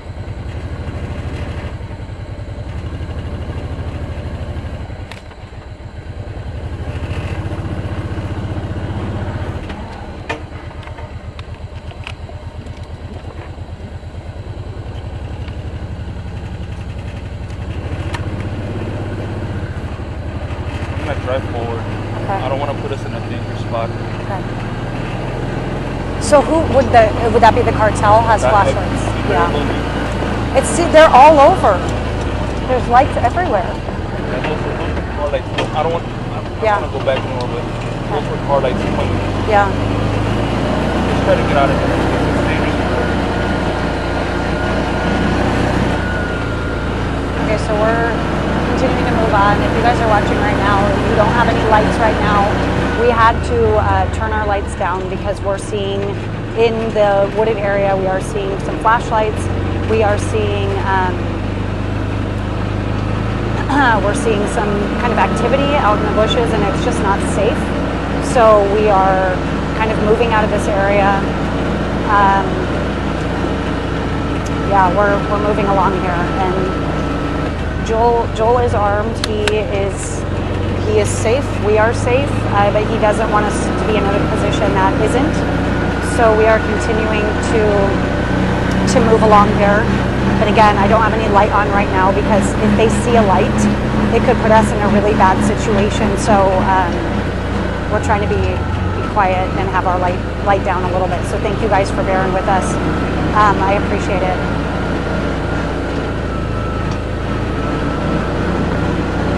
Okay. Somebody said Allie's not right. What am I not right about? I would love to discuss. Here we go. Let me put this back around. Dude, I'm sorry. I just Nope. don't want to put you in a Nope, we're position good. where No, we're good. Safety anything can first. happen. Safety is good. We don't want to be a target. Yeah. Somebody said Allie is not right. So if anybody wants to chime in and say what we can discuss, because that's what this is for. Maybe that is not right.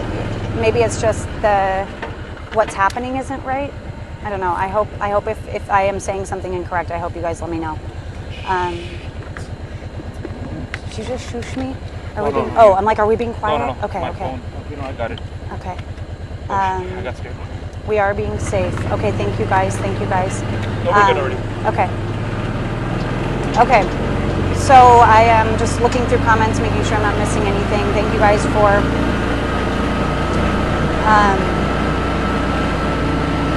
yeah, thank you.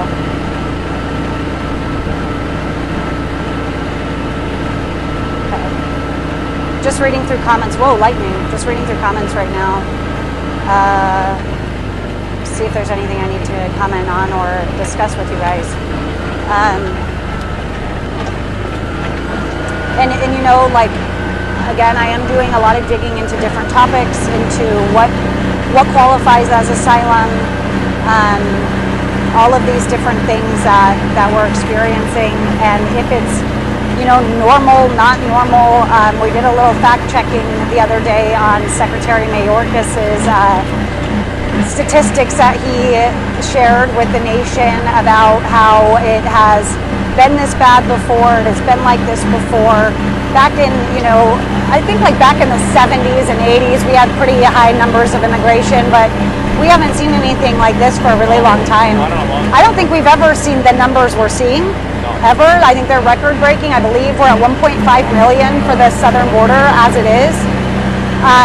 And so, but Secretary Mayorkas had said in 2019 we were over 1 million, and so we did a little fact checking, and we're at 997,000. So we're splitting hairs there, but we weren't over 1 million, that is for sure.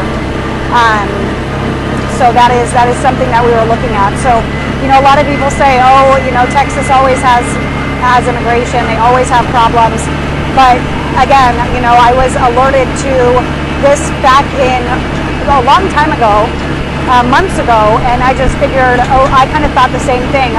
You know what?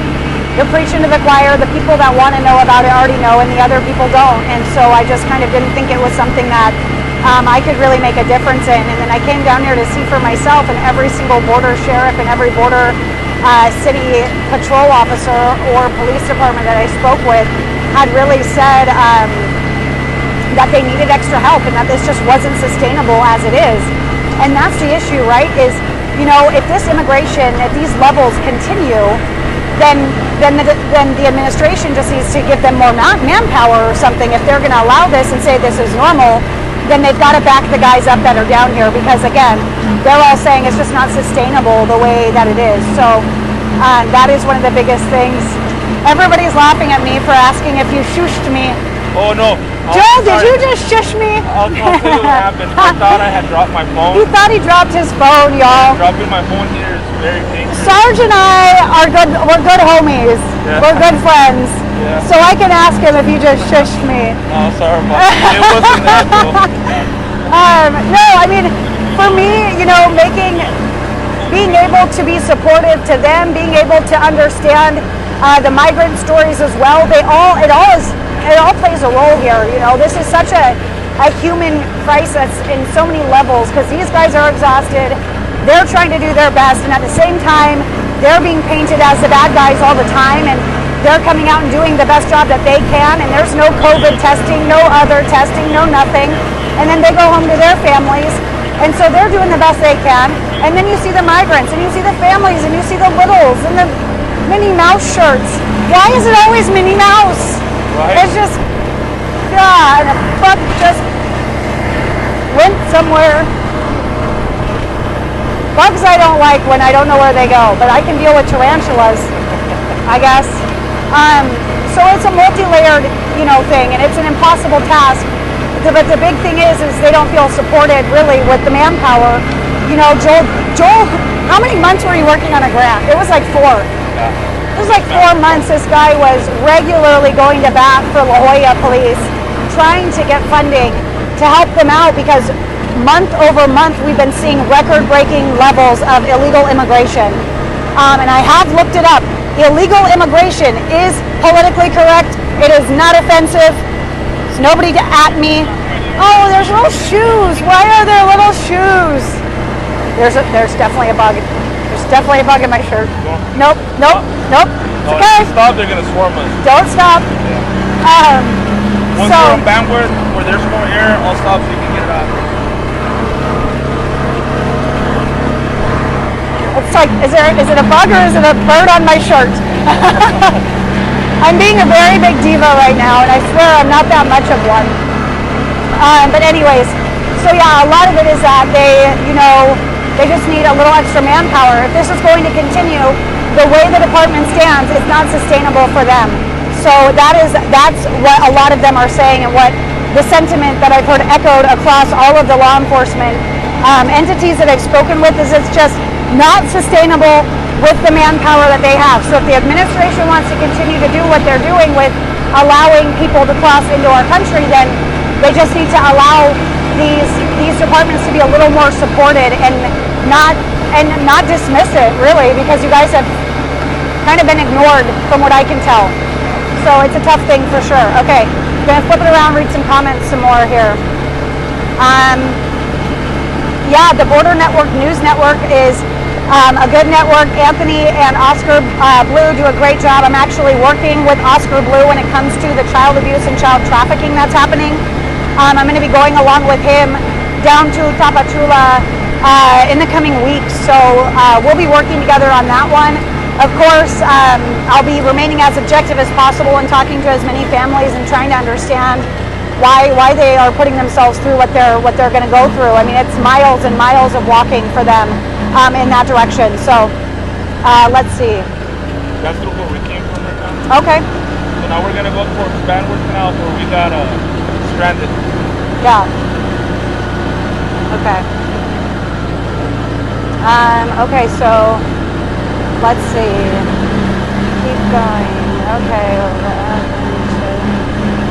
The migrant cap, I don't know if that's a thing. I don't think that's a thing. I mean, when you listen to Secretary Mayorkas talk about the quote-unquote border crisis, you know, it's a congressional law. They can come over. They have every right to come over and claim asylum. Now, it will be either the judge or Border Patrol who determine if those claims are valid. Look at all those footprints. These are all fish footprints. Yeah. So it'll be up to them. Oh, this is up by that beacon. Yes. Okay, so this has been an area where things have not been good sometimes. Okay, so this thing right here, this red tower, it's like a beacon, a kind of homing beacon. There's a button on there you can push for help, right, Joel? Yes. So it will light up if somebody's out here stranded and needs help. There's literally a big button that shows you the instructions and then tells you to wait. If you need help, push the red button. Rescue personnel will arrive shortly to help you. Do not leave this area. So great idea, right? We think that's cool. Good idea to help. Oh, look at the beehive up there. That's wild. Okay, hold on, guys. Let me show you because I'm weird. Look at that. Bam. So sit there and wait with the with that. I mean, I guess that's. But so what's scary about that actually is cartel and gangs and smugglers and stuff know that they could kind of trap you. They could get you here under false pretenses too. So they always have to be extra precaution. You know, take extra precautions, which is why he's got his rifle in his arms when we're coming up here, because you don't know. Okay, there's the river right there. You guys can see. So do you see people come up from there? Oh wait, will you turn that back off? Do you hear stuff out there?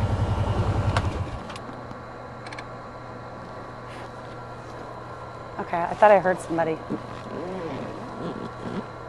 Wild. So that's the river. Mexico's right over there. I mean, it's so close. You can throw a rock and hit it. Wow. Let me flip this around. Maybe that'll be a better... Can't really tell. Yeah. Okay, there you go. That's better. You guys can see how close that is. It's not... That's Mexico over there, that tree line. So they just have to, you know, the cartel hooks up with the coyotes. They put them in a raft. The families that, there was a raft full of 20, and then the other one was six with kids, That's too. Correct. And he said at least 4 kids were on their raft. Yes. But we only saw 2. 2. So, they said 4, not including theirs. So 6 kids were on their raft, and then 6 adults, probably. So again, we picked up a man and a woman. When we came across him, I was like, at first I was like, please don't tell me it's just a man with a kid. And then I was like, oh good, it's a family unit. It wasn't. It was 2 family units, a man with a 2.5-year-old little girl, and a woman with a 1.5-year-old baby. That baby was passed out. Yes. The one that the baby had was out. Out. I wonder if, where are we going right now? I would like to almost go back, and if we ever go back to Garza, I would like to see if they're still there and see if baby's still out. Has already been transported. Have they? Yeah. Okay, good. Well, that's good. But I don't know how a baby sleeps through that. That was wild. But the little 2.5-year-old girl was so sweet. She was waving at me and smiling. And she said, bye. We'll pass by and see if they're still there, but they try to push them out as quickly as possible. They try to process them and get them out as quickly as possible. Because of the storm. Oh, okay. Especially when the storm's coming, they don't want all those family units to be sitting there and dealing with that. So, but yeah, the woman was absolutely distraught. She said that she got separated from her husband in Mexico and hasn't been with him for 10 days. She was going to Los Angeles to be with her sister, and then the gentleman said he was going to Maryland to be with family. She said that the cartel didn't make her pay anything to cross, which leads my mind to things I don't want to talk about, because nobody gets across for free. Joel's never heard of that. I've never heard of that. There's always a fee, and I don't know what that is, what she had to pay. That wasn't money. You know, that's the hard thing too, right? Is what's the answer to all of this? Because if these people are really seeking asylum and they really need help, how can, I don't know. But again, the closest port of entry to this area, if somebody was going to come in legally, is McAllen, which is at least 20 miles away. And that's a crossing area. And so they're coming across here because they're not going to walk another 20 miles. So you guys almost, I mean, where that wall is would be a nice place to put a good little port of entry where that opening is. Yeah, that would be good. There's a big gap in the wall, so why not stick a checkpoint or something, at least to give them a ticket, or just get something for them so they know they're on the right path. Or so, you know, it just seems like an impossible task for everybody involved. You know, you guys have your hands tied. You can't do anything. You don't even know anything other than what they are allowed to, what they will tell you. You have to take them straight to Border Patrol. Border Patrol, I mean, I've been told they have a gag order, basically. They can't talk to media. And every single Border Patrol agent I've talked to says they can't talk to media. And when they tell me things, it's very off the record, and they beg me to keep their identity secret because they will lose everything. They cannot tell us anything. So it's really difficult for us to get information and to find out what the heck's happening. This is like the like Serengeti out here. We're almost coming up towards the wall again. Okay. So do you see people often down there walking Yes. and stuff? Okay. And so usually I'll come up through the top of the canal, and then I'll take it back south, but through the bottom. Okay, cool. So we're just gonna keep riding along. You guys are here for it. I've got a tarantula web in my eyelashes. Oh no, those are just my eyelashes.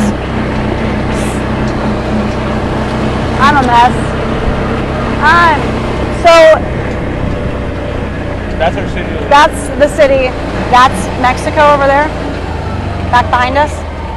Straight south, yes. Okay. The lights that you see over there, Yeah. that's gonna be Los Cebanos. What? Los Cebanos, like What's- south of Sullivan City. That's the other port of entry. But it's not even a port of entry. It's a little ferry. You could cross by like a vehicle or two at a time. Okay. What do you mean like they cross on a little ferry? Yeah, there's a border patrol station Okay. there. So they do have some kind of contact with Yeah. Border Patrol. Okay. Okay, so I'm gonna flip But this it's back a around small while I read. little wooden raft. Okay. Years past, people migrated to come work for a better life. That's okay. So, a lot of people, from what I can tell, is that they say that they're coming over here because they couldn't feed their family or they, couldn't get medical help or whatever it might be, and they're coming over here because A, the American dream, B, word of mouth, C, family already made it over here and is telling them exactly how to do it. I mean, when I was up in Del Rio over a month ago, there was a woman who was Venezuelan who traveled over was in Uruguay for 4 years working, and her family made it over here 4 months prior, went to Vegas and called her and basically said, this is how to get over, this is what you need to do, and we'll give you, you've got a job lined up. Her family set up a job for her in the hospitality industry working at one of the hotels in Vegas. So, sometimes they're working somewhere else for quite a while to get here to be with family or things like that that are already still here. So, okay. Yes, I'm looking at comments, guys, while I go through this just to make sure that we are good. And like people are saying we should start GoFundMes for our LEs, things like that. You guys, like anybody can start a GoFundMe for anything. If you guys want to support something, do it. I mean, if people throw down, they throw down. If you want to start a GoFundMe for La Joya Police Department, for for Val Verde County Sheriff, if you want it, whatever it is, nobody's stopping anybody from a GoFundMe. You can do whatever you want. We started one for Ahmad, my friend who's still stuck in Kabul. We're also keeping an eye on that. Remember I told you about that last month? Okay, so, okay. Oh, hello. Okay, and then the other thing too, a lot of people say like, oh, send them back to Mexico and things like that. But listen, most of them, they're not from Mexico. They're from Guatemala, El Salvador, Honduras, Venezuela. We obviously had a surge of Haitian migrants as of late as well. And then we have refugees coming over too because of what we saw in the Middle East. So we have a vast variety of groups that are coming over. Now people from Mexico are coming over here too, but they're going to be the ones that are expelled most often. Okay, continuing to read and watch. Yes, many countries are crossing, absolutely. Okay. Someone asked why that shed is open. Was the shed open? What was the what? The shed? Was that shed open? It's a water pump station. Okay, it's a water pump station. Okay, thanks. Okay. Continuing to look at comments, making sure I'm not missing anything. You guys are just watching the road right now. Yeah, beehives. Never thought that was going to be a thing. Okay. So where are we heading now, Sarge? This is gonna be the last part of the trip. Okay. We're heading for the most western part, Okay. which is where the majority of the groups are coming out when we got that major rush. Okay. This is where. Whoa. Hello, pups. These are. Are those the your National guard Guard dogs? spreads. Yeah. These were the National Guard was stationed here. Oh, and they just stay there? Yeah. Wait, can they we were pet feeding them? I don't think. Do they have rabies? Look at them. Hi, babies. Oh, Joel. Let's Yeah. put them in the back. You guys, I am such a softie. Why? I don't know. Yeah.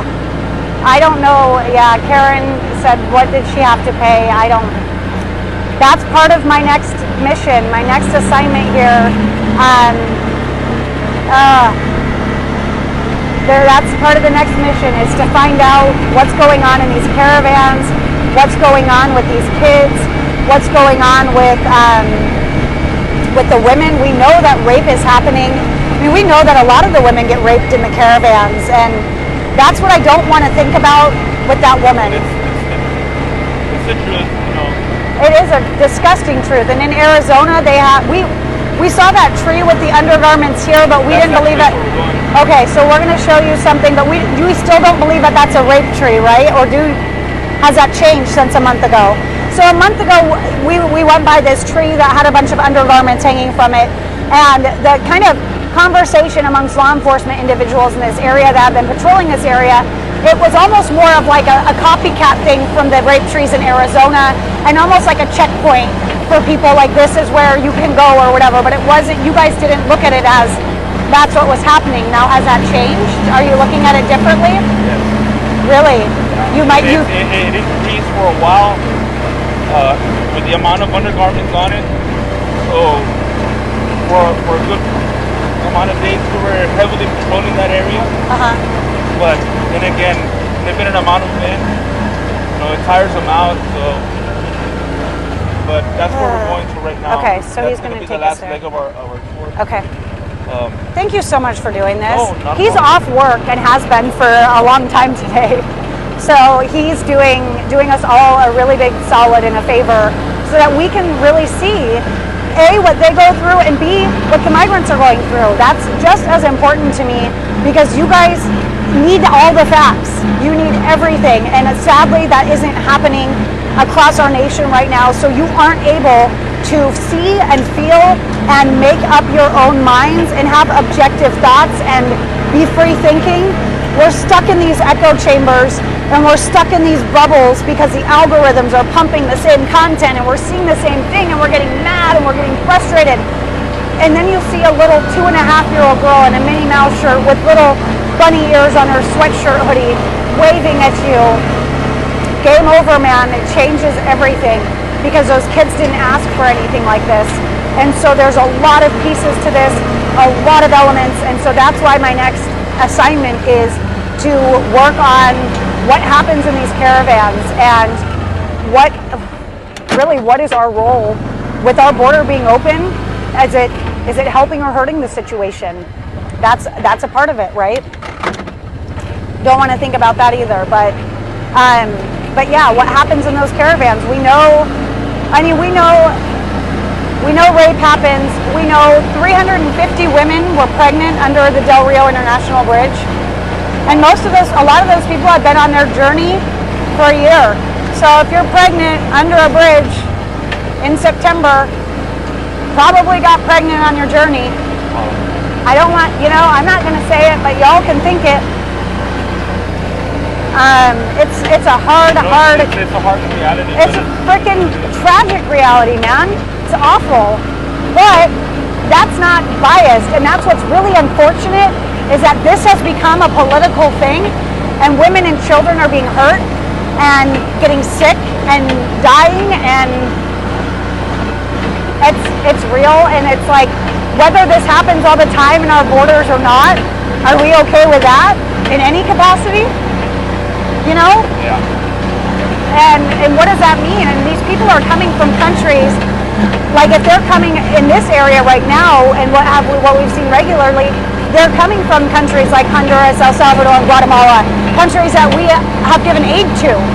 So if they're leaving those countries to come over here and getting hurt and sick and dying, what part do we play in that?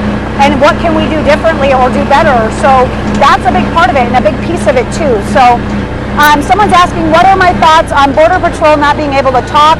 Have they told me that they can't talk to media? Yes. Every Border Patrol agent that I have talked to has said they cannot talk to media. They are not able to. That is the words. It's not, we can't talk, it's, we are not allowed to talk to media. That's a tough one because they are the end all, right? Even when I was with the sheriff of Valverde County, he is the top law enforcement individual in that county during that crisis. And still when I was with him and Border Patrol, they turned me around. They overrode him because they're federal. So they are the end all and be all.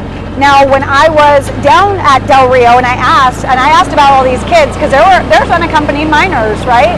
So I said, well, where are the kids? What happens to them?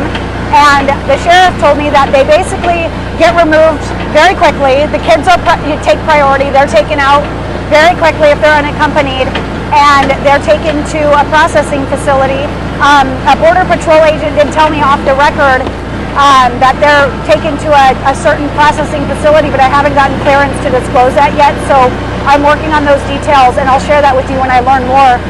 But you know, and they also told me that there is DNA testing happening at some of those facilities, but again, it's not instant. It has to be sent out for. But I feel, you know, I don't know the nuances of DNA testing, and we've talked about this a little bit, but if, you know, I think that should be something we look into. The box of wow. Anthony, one of the Border News Network guys was out, and I guess there was a bunch of empty boxes of Benadryl because they will sedate the kids a little bit. Oh, really? Yeah, I don't like that.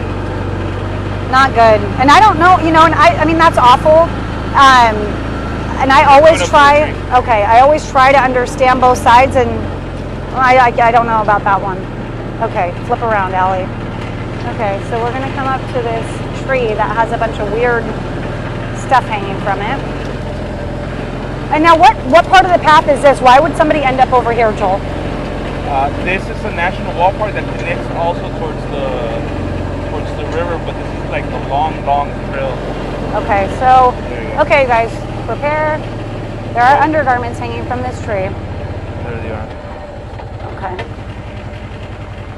And so what we know about this kind of thing in Arizona, what we've seen is that these are rape trees. Joel, what is the meaning or purpose of a tree like that? It's to be honest with you, it's like a trophy. It's a trophy. For whoever's doing this, you know. It's their look at what I did. Yes. Really. I mean, and it's only female. Oh no, there's little. I'm not going up there. There's little ones up there. No. I can't. Yeah, they're all female undergarments, right? You see bras, you see female underwear. About 2 weeks ago, this tree was full. Do you guys take them down or what? We don't. I believe that Border Patrol has been taking them down. We don't want to give the satisfaction to whoever's doing this. But yeah, there was more. Yeah, when I was here a month ago, that was definitely littered too. But so why would Border Patrol take it down? I mean, it's obviously not something anybody wants to see. Yeah. But again, like you said, you're giving them the satisfaction. Yeah. So someone's asking, do Border Patrol encounter drug smuggling too? Yes. Yes. Yes, they do. We both do. Okay. What happens to drug smugglers? Are most of them American, or are they migrants and they get apprehended? Right now, they're using both. So they'll use either gangs that we have here locally, or within the same group. What they're doing now is part of them will smuggle the narcotics, and part of them will smuggle the people. Okay. So it depends. It's a mess because they know that if we catch an undocumented person crossing illegals, they're gonna go most likely back with them. Okay. But narcotics is a little bit different. It just becomes a danger factor for all of us because of the pursuits. Yeah. The vehicle. Especially, yeah, when you get out into the city, and But like then- you said, it endangers your city too. Yes. There's But that narcotics, we have them all the time, man. That's never gonna end. Yeah. So this is that tree again from the backside. The one in Arizona, was that the first one? Or is that just the first one people noticed? I guess that would probably be the first one that anybody noticed, but I mean. Oh, there's more on this side. Wow. Okay, so this is what is defined as a rape tree, and this is in the La Jolla area on one of these trails. And as Joel said, this is like their trophy. I mean, and look at that, like bra strap is like torn down, and I mean, that's a lot. So sorry guys that you had to see that. I think we gave you a little bit of a warning, so I hope that gave you enough time. So somebody is saying they're supposed to ask for asylum in the first country that they entered, if they're not mistaken. Now, I did do some research on this because I did hear that several times over the last couple of weeks. That is not true any longer. In the UK, that is something that they do. Here, it is no longer a thing. Basically, anybody can claim asylum from the country that they're coming from if they faced any kind of prosecution, if they felt that they were in danger in any capacity, things like that. So that is different now. Asylum is a very loose term. If you look it up, you could literally come across the border and say, I was in fear of my life, and you have a good chance of getting an NTA or an NTR. An NTA is a notice to appear. That's going to be 12 to 36 months in your final destination, and that is going to be with an immigrant. It'll be a hearing with a judge. Now, an NTR will be a notice to return, and that will be within about 30 days, and that will be something that is through ICE. It's through Immigrations and Customs. So they have to return to their closest immigration office within, I believe, 30 to 60 days is what they're given. Now, the family that I talked to from the bridge in Del Rio that was going to Orlando, they said that their court date, what they had to do was October 5th. Now, as soon as I asked them if it was this year, they stopped talking to me. So I don't know if their court date's next year, what's going on. I'm actually worried about them and hope they're okay. But they didn't have money for hotels or anything, and they said they would actually rather be back in Del Rio because they were getting accommodated. So isn't that wild? So they went back to Orlando to be with family. A friend put them up in a hotel for 4 days, but after that 4 days, they didn't have any more money because they said they spent all their money on plane tickets, is what they said. And then they had nowhere to stay. And I said, well, can't you sleep on the floor? I mean, I think a floor of a family's house would be better than Del Rio, the dirt. Right. But they said that they would rather be back in Del Rio. I mean, they were getting 3 meals.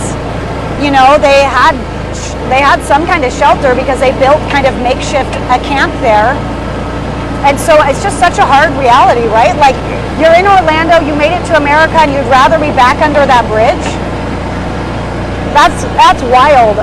And she had just had a baby 5 days ago. She had the baby. She went into labor down there and had to get taken to the hospital. But she didn't have a car seat for the baby and couldn't go anywhere. She's like, it's really difficult. She was struggling because she had just had a baby in really tough conditions, right? And got sent right back out into the world as a new mom with a baby. And so there's a lot of moving parts there. But that's what happens with an NTA and an NTR, and I'm not sure if that family. That's the river right there. Oh wow, wow, that is the river. The Rio Grande. Some people, you can yeah. I mean, so it's just. You see that beacon? Yeah, is that one where we were just That's at? how they mess with us sometimes. Whoa, you see that lightning? Yeah. Wait, what's that beacon? What are they doing that? That's like the beacon that we have over there on that other side. What's So we followed it before in the past, and there's nothing there. So I'm gonna Really? start moving. Wow. I've been here with other ATVs, with other officers, and we've gone to that beacon before in the past, and there's no one there. And Oh, there's that's no scary. There's no foot signs of anybody else walking towards the north side. They just go back to the south side. So Okay. that's how they mess with us. With us and Border Patrol constantly. That's scary. Is that where you saw the tracks of the ATVs or the trucks? Yes. So what Joel's talking about is there was that blue beacon over there, and what can happen is it cartel or smugglers or the coyotes? Yeah, it could be all. Could be all, could be any. So basically they'll push that beacon to signal alert, hey, we need help, and then basically like ambush law enforcement. Like it's like a ploy to get them to come out there. And so Joel was actually on the way to one of those situations, and they had a bad feeling. There was a weird... It was that one, actually. It was? Wow. Okay, so they had a just bad feeling, and they went back, and then the next day, in the daylight, you went over there, and there were car tracks, vehicle tracks, not human footprints of migrants walking around, but clearly something that they were trying to set them up. So they have to be extremely careful. There are so many things that we don't even think about that these guys go through. Possum. Oh, it's not a possum, it's a box. Not a possum, it's a bag of chips. It's fine. I thought it was. It looked like a beady little eyeball. Okay, so they do when they come to the USA. Okay. So yeah, when sometimes, you know, I'm trying to figure out how to identify people, how we know who is who, and it's like it's actually impossible. Watch your head. Oh, watch your head. Okay. There you go. Thank you. Okay.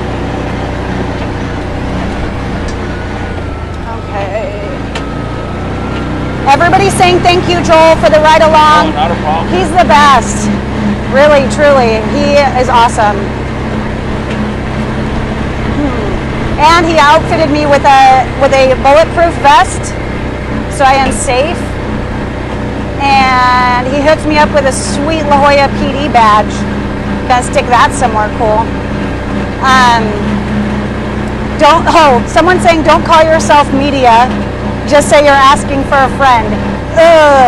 I am very honest. I am very honest and very, very transparent, if you guys didn't know. So that's just not my jam. Not my jam. I'm always going to tell them the truth. And honestly, I have 100%. There you go. Oh. No corran. Oh, no corran porque se van a perder y está enorme el monte. Trago aguas. ¿Quién tiene sed? ¿Tienen sed? Ok, les voy a pedir, miren, paren, háganme una línea atrás de esos muchachos. Ahí quédense ustedes, muchachos. Y yo les doy agua, ¿ok? ¿Viene más gente atrás de ustedes? ¿Nada más son ustedes? Ok, les voy a ayudar a salir de aquí porque si no van a estar perdidos. ¿Cuánto tiempo tienen caminando? ¿Una hora? So now they're lost group for an hour.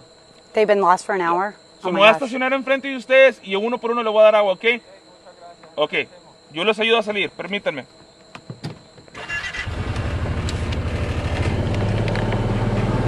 So are they following you or what's... Yeah, I'm going to ask them to follow me, but I'm going to give them water first.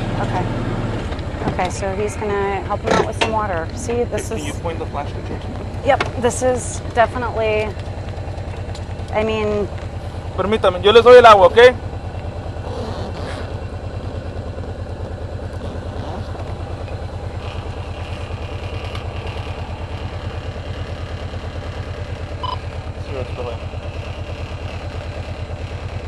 Try not to shine my flashlight right in their face. Okay, so we've encountered a pretty sizable group. 1, 2, 3, 4, 5, 6.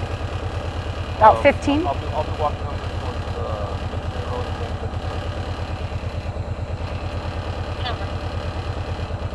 Is everyone already in?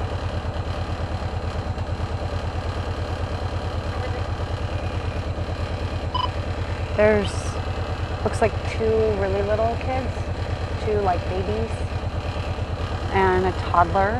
Uno por uno, like por a favor. 6-year-old. Uno por uno, por favor, venga por agua. No están muy frías, pero espera, muchachos. Uno y luego otro, ¿ok? No están muy frías, pero son buenas. Okay, so he's handing out water one by one. They don't have masks on, so they have to be really careful.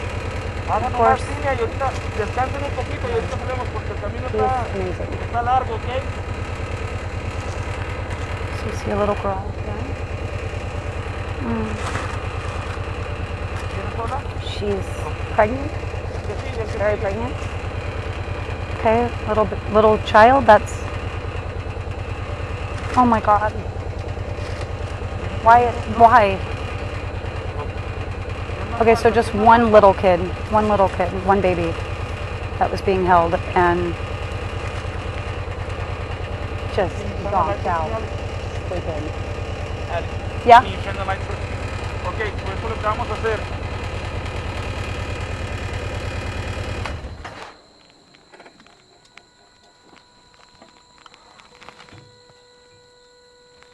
Atrás de ustedes no venía nadie más, ¿correcto? Ok. ¿Cómo vienen? ¿Cansados o pueden caminar un poquito más? Sí, podemos caminar. ¿Sí pueden caminar un poquito más? Ok, estamos como casi a 1 kilómetro, a 1 kilómetro y medio de donde está inmigración para ofrecerles ayuda, ¿ok? Yo soy un oficial del estado de Texas. Sí saben que ya están en Estados Unidos, ¿verdad? Sí. Ok. Comenzando de acá. ¿Originario de dónde? ¿Dónde mero es eso? Guatemala. ¿Cuántos guatemaltecos tengo? Levanten la mano todos los de Guatemala. So all of these people are from Guatemala. Okay. Okay. ¿Ustedes? Yo de Honduras. Honduras. ¿Cuántos hondureños? Solo yo. Solamente tú. So he's only from Honduras. ¿Usted? Salvadoreña. Salvadoreña. ¿Cuántos salvadoreños? Okay. ¿Cuántos vienen en familia? Okay. Tú y el muchacho. Okay. ¿Y entre ustedes familiares? Este mismo. Su hijo. So that's a family unit, son. ¿Y el muchacho? Viene solo. Viene solo. Okay.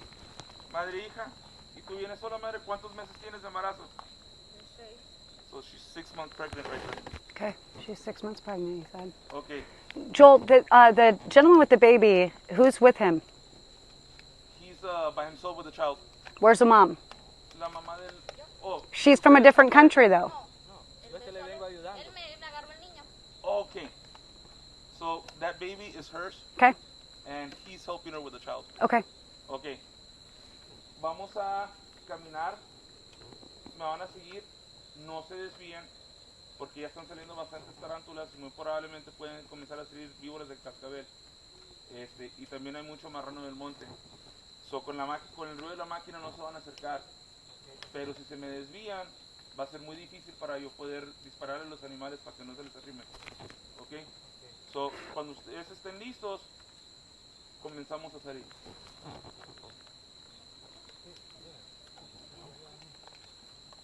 Ustedes me dicen, ¿están listos? Sí. ¿Seguros? ¿O quieren descansar un poquito más? ¿Nos movemos? Sí, hay que mover. Ok, vamos a ganar el agua entonces. Ok. Déjame muevo yo primero y luego ya me siguen, ¿ok? No me voy a retirar de ustedes, vamos a ir todos juntos. Ok, muchas gracias. Okay, so what's going on? So I'm gonna start moving them. Okay. Do you want me to shine the light on back here? No, we're good. Okay. So you can use that one if you want to shine. Okay. Your camera. Perfect. So yeah, that mother, the little kid that the man's carrying, that's gonna be that woman's child. Listos? Okay. How do we make sure that they're following? Do you want me to hold that up? Just to Yeah. make sure? Okay. Vámonos. Okay, so here we go. We're walking back with a group of 1, 2, 3, 4, 5, 6, 7, 8, 9, 10, 11 with a woman who's 6 months pregnant. Yes. Wow. And they're all from different countries? Guatemala? Guatemala, Honduras, and El Salvador. Okay. And they've already been lost for an hour.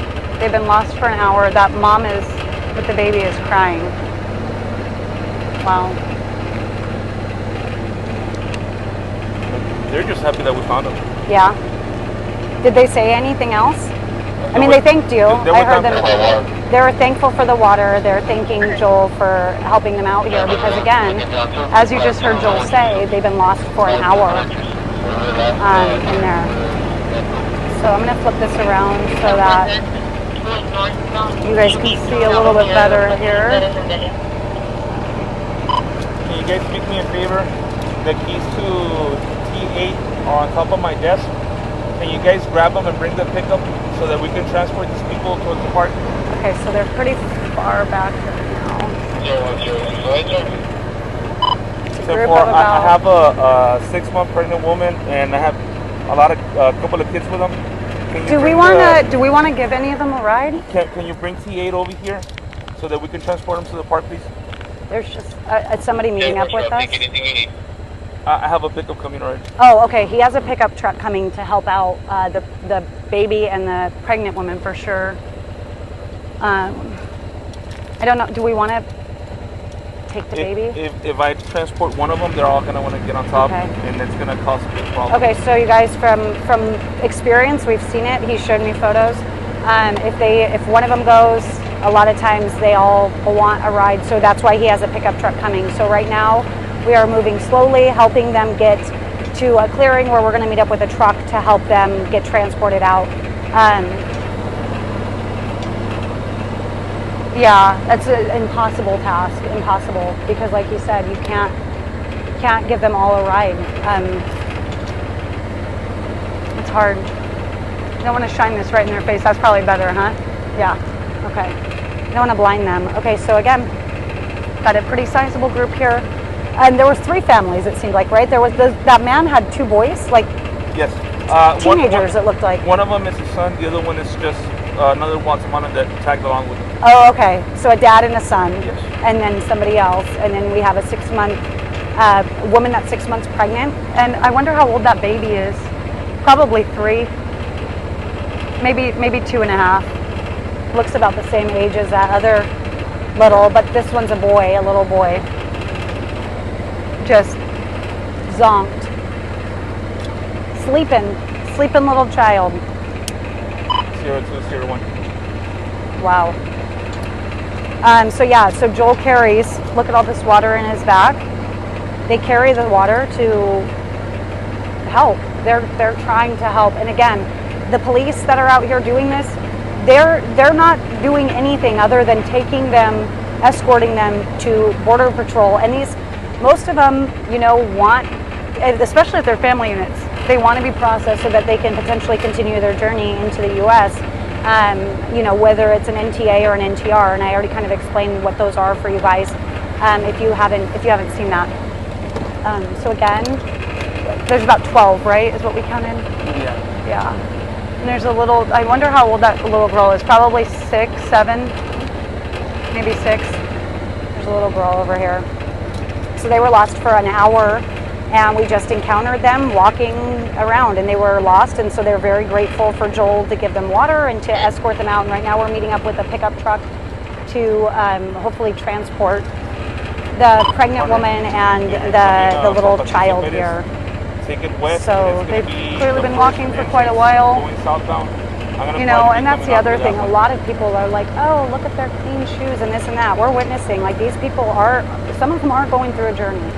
That doesn't mean that they can't buy clothes later, things like that. So we got to look at all sides of this. We have to understand all sides of this, but you are witnessing what's going on here. So, again, they're just doing the best they can with what they have. We've seen that in a lot of places. So this man right here is carrying this little child who belongs to a woman who's right behind him in the group. They're not together. The woman tells us that he's helping her with that child, helping her.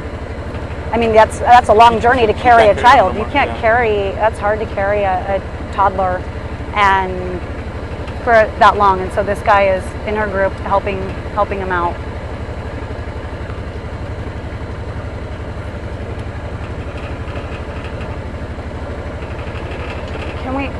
I feel bad for the little one. I know. It's so impossible. This is what I explained to you last time. Sometimes it's really hard for us as well. I know. Unless they're in real big distress, then I'll put them in. But with a group this big, it could turn into a problem real quick. Yeah. Now, will they not play ball and agree? Like, some okay, women will. need to get in the car. Like, they don't. Yeah, some of them will, but we've just been through so much already. Yeah. I don't you want guys to have find to ourselves protect in the yourself spot. too. Yeah. It's a tough task, guys. Like, I mean, he's got to keep us safe too, right? And he doesn't want to have to discharge any firearms or do anything like that. So this is the safer route right now for all of us, and that's the reality they have to deal with. I mean, that's what Joel has to deal with, and that's what Joel has to make that determination too. People are talking about the birds on my shirt, apparently. Yeah. Yeah, you do have to think with your head and not your heart. You're right.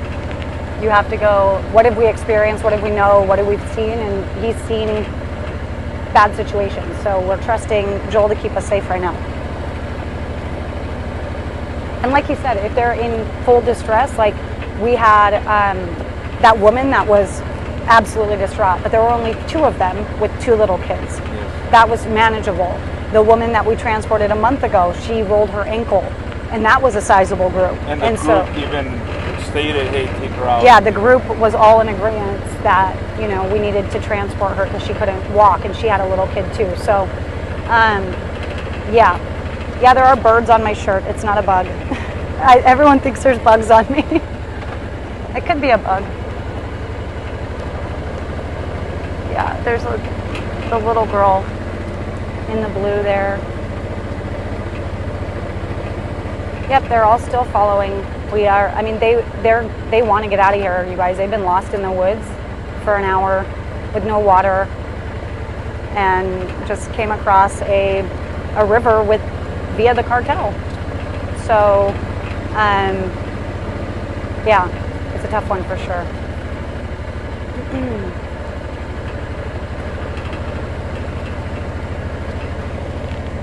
You guys, knock it off. Everyone's saying there's a bug on me. Knock it off. Is it my microphone?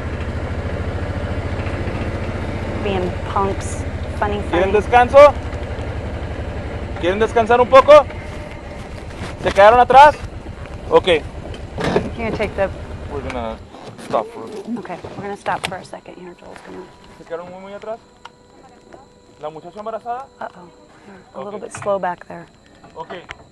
Voy a hacer una pregunta. No hay problema si la subo a ella porque ella tiene más indicada.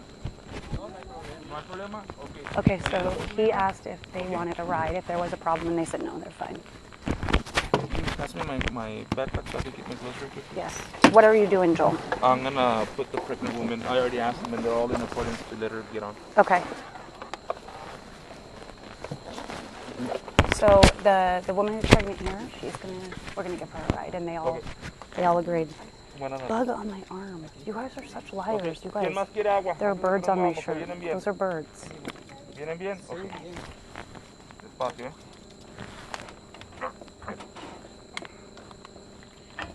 That's a bug. Toma asiento. Hola. Buenas noches. Okay. Todos estamos de acuerdo que ella tiene que ir aquí, ¿verdad? Sí, sí. Okay. Nosotros venimos cuidando. Con ella, okay. ¿Quieren poner los niños aquí? Okay. Okay, so we're gonna take the kids. Oh, there's a little boy. Un descanso y luego nos movemos. ¿Sí? Okay.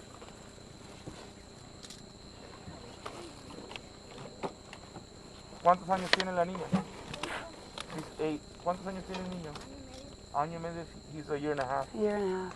8-year-old. Hola. Eres muy bonita. De nada. Hablo un poquito español, lo siento. ¿Tienes bien, amigo? Hey, quítate la chaqueta. Sí. Te vas a sobrecalentar y te puede dar un ataque de presión. ¿Cómo se llama? La chaqueta porque hay mucha humedad aquí. Bonita. Me encanta. Me llamo Ali. Is that the same group that was walking north the one year with? Negative. This is another group that I encountered south of the last entrance on the west side of Patricio Perez. Careful, copy, copy. You gonna be by the Highlines? I'm gonna send you a pin drop of where I'm at. I don't know if you could drive the pickup truck over here. Can I help at all, Joel? Okay, I'm with right here anything? by the new construction of where they were gonna build the right away, and by the telephone poles. I don't know if you can see me. No, partner. I'm due west. I'm more west. Let me send you a pin drop. Sure.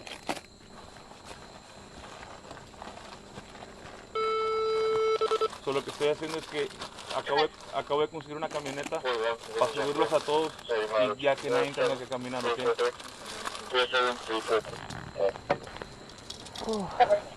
Hace calor, sí. ¿Ya?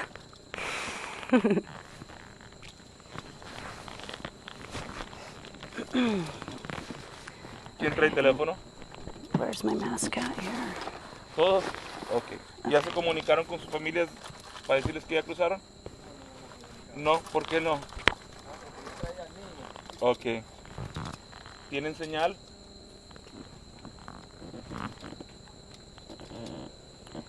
Okay, so he's kind of calling for backup right now to get somebody to come and help.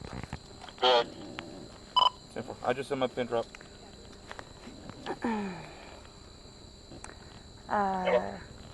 So she's 8 and the baby is 1.5. Yeah, we already asked, and Joel already asked that. So this lovely princess. Look at. So Let me if you see your open up smile. Your map. ¿Cómo you're se gonna dice go smile, past Joel? West from Patricio Perez. Yes. You're gonna pass the first entrance. Smile. And then you're gonna go south. Yes. On the Look at second how entrance. pretty. Bonita. And just come down that dirt road straight. Don't turn anywhere. She's Just come so down straight. cute. She's 8. ¿Cuántos años tienes? Yes. I know that one. I know how to say how old are you. But she is so. Oh. ¿Cuántos años tienes? I'm sorry? 22. 22. She's 22. She's 6 months pregnant. And then there's a little boy back there. That's 1.5 years old. A lot, yes. So the little. Who are you saying? Okay, so the man that was carrying the kid was helping the woman who's now holding the baby over there. Yeah, I definitely need to brush up on my Spanish before I go down to Mexico. ¿Cuántos días tienes caminando? ¿Cuántos días tienes de camino tú? ¿Caminar? Ajá. O sea, desde que saliste de tu she's tierra hasta 22. acá. Desde el 16 al 15. Desde el 16 o 15 de septiembre. ¿Y tú eres de dónde dijiste? Guatemala. De Guatemala. So she's been on the road since the 15th of September. Okay, so a couple weeks. Los muchachos de Guatemala, ¿dónde están? Joel's asking them some questions. Ah. Tú eres de Guatemala también, ¿verdad? ¿Cuántos días llevas de camino? Yo salí el 17 de agosto. So she's been out since August the 17th. She's from Guatemala. Oh wow. Okay, so she's been on her journey for well over a month. She's from Guatemala. 3 meses. Okay. The father and son, 3 months on the road. Oh wow. Viejos, Father ¿cuántos and llevas? 3 months. Y tú eres de El Salvador, de Honduras. 2 Honduras. months and a half. 2.5 months Honduras. 10 de septiembre, tú eres de El Salvador, ¿verdad? Okay, so 10th of September. ¿Y ustedes? Desde el 18, y hondureños también, ¿verdad? ¿Guatemala? Salvador. Where are they all going, Joel? Ok, ¿tú para dónde vas? ¿Cuál es tu destino final? Donde mi abuela. ¿Dónde mero vive? En Freeport. En Freeport, aquí en Texas. Ya no te falta nada, hija. ¿A ti? Para Maryland. Maryland. ¿Quién está en Maryland. Maryland? Tu cuñada, so she's going to Freeport, Texas. She's not that far. Okay. She's See, going to she's going to Maryland Texas. With her sister-in-law. Sister-in-law. ¿Tú? Florida. Florida. ¿Dónde Florida? Sara. Sarasota, Florida. Está caliente, Boston. ¿verdad? She's going to Boston. Ooh. ¿Usted? Nueva York. Órale. New York. ¿Dónde mero Nueva York?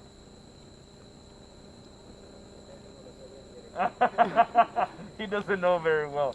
¿Y ustedes? ¿Para Chicago? ¿Dónde mero en Chicago? ¿Quién los espera allá? ¿Tu tía? ¿Y ustedes, viejo? ¿Primos? So, all family members. ¿A ti, pa? Okay. ¿Tu compañera? Hoy Okay. nomás. Mhm. Qué buena compañera. Okay, so Border tienes. Patrol just arrived. Una preguntita rápida. As you guys can see ¿Cuánto here, pagaste tú para cruzar? trucks arriving to help out here.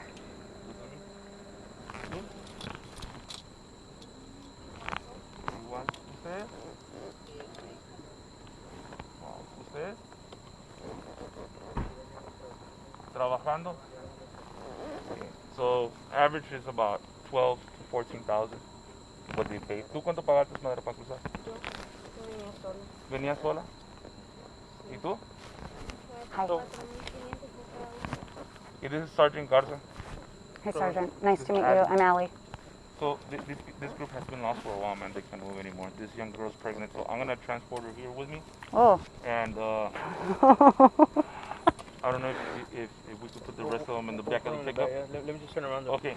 So todos vamos al mismo lugar. ¿Ella viene contigo? Okay. ¿Quieres que se vaya contigo en la camioneta? Sí. Oh, no hay ningún problema. Te entiendo. So, ¿quieres ir con tu mami, hija? Voy a ir a ayudarle al oficial a... Oh, no, vamos a esperar. Vamos a caminar todos en fila, por favor, por de aquel lado. Hagan una fila. Y todos vamos a caminar hacia la camioneta y ahí los subimos a todos. Tú quédate ahí, Mario, tú no te muevas. Adiós. Adiós, Espera, niño. que va a darle la Bye vuelta a la bye. camioneta. Adiós, niña. Gracias. Bye bye. ¿Quieren más agua? The group is it's good traffic. They're gonna go up on the So he's coming around there so he can pick on him the up. cul-de-sac, then you'll see And we're going to transport the young woman. She's 22 and 6 months pregnant, so we're going to bring her So back. lo que va a hacer es que va a darle They la were vuelta a la lost camioneta. out here for over an hour. Con los árboles. Um, Es que honestamente si no so this is what the reality for La Joya Police Department. They have 15 members on their police department. And they used to have National Guard helping them a little bit, but now they don't. So, because they're all up in Del Rio. And I was here a month ago, and he said he needed help, and they're still dealing with it. So it's definitely something that's very real.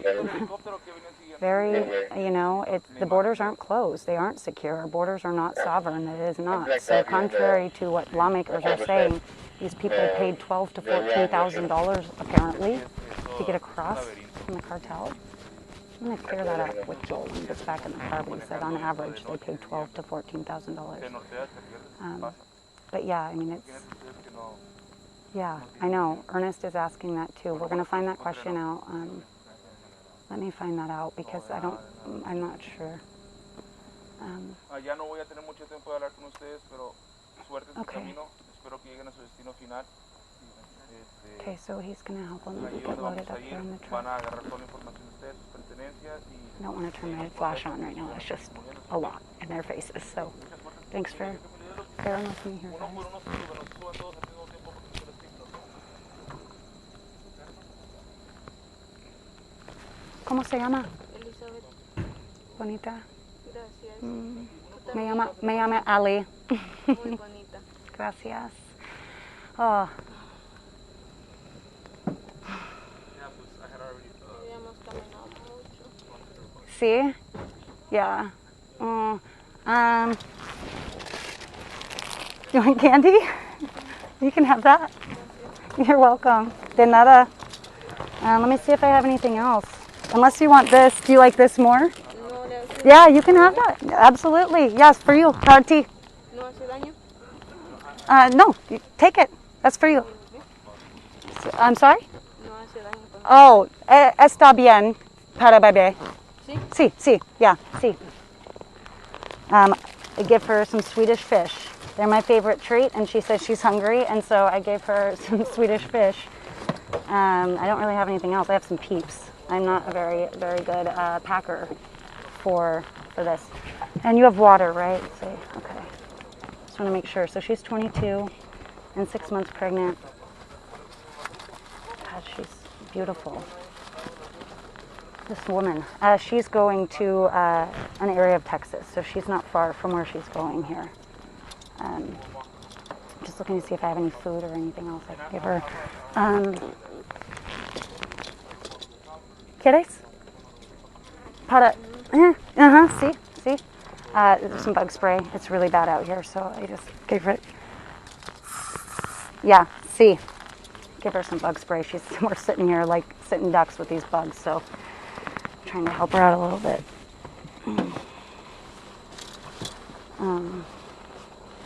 Yeah, I don't really have anything else to give her, so hopefully that's... I need to pack granola bars or something for next time. Okay, so we're gonna find out what they were paying to cross. I gave her some of my candy. That's perfectly fine. I think they have some snacks too. Do you? Okay, she said she was hungry, and all I had was Swedish fish. I got trail mix. Oh. Este es son nueces y cacahuates, pero están bien sabrosas. Son un poco dulces, no sé si te gusten. ¿Sí? Okay. Oh my gosh, Joel, you're an angel. Oh, she's so sweet.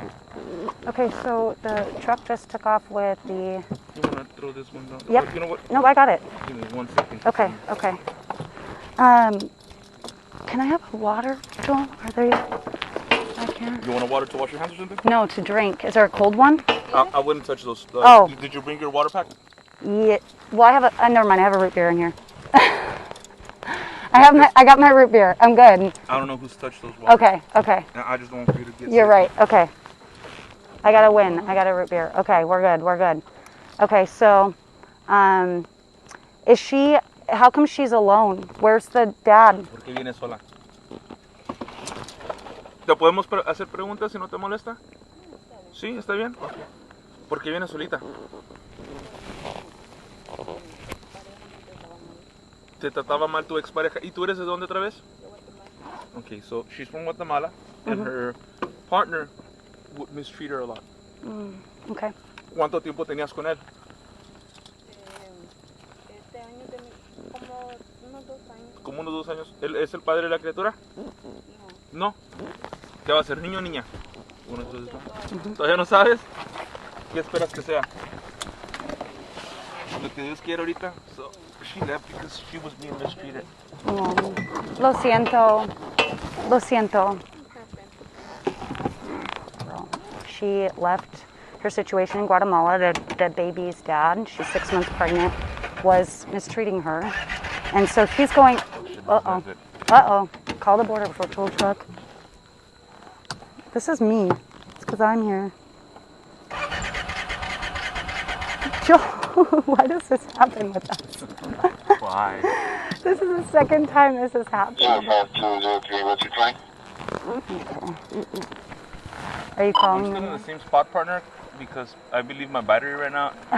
And I'm going to need for you to come back because I think we might be under a beehive. See? Oh! 22. Never mind. 22. I'm going to start moving. He says we might be under a beehive. We're stuck. Oh, Lord have mercy. You guys, I'm sorry. I'm really sweaty. Just hanging out with me, okay? Love you all. Thanks. Don't believe everything they say. I mean, yeah, but I don't know, man. She's pregnant by herself. Innocent until proven guilty in my book, and it's not my place to judge. You guys can make up your own minds. That's called free thinking. It's crazy that for some reason we don't really get to do a lot of that anymore. But when you have all the facts and you have all the information and you can see what's going on, you get to make up your own mind. I can only go with what they tell me, you know?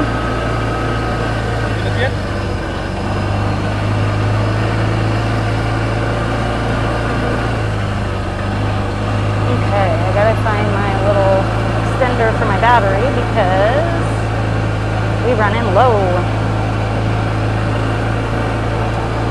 Okay. Okay. Yep. You good? Oh, yeah. Do you need anything? No, You want some bug spray? I gave her some to spray just in case because we were sitting there, but... You're forgetting that these are South Texas bugs. They don't care about that.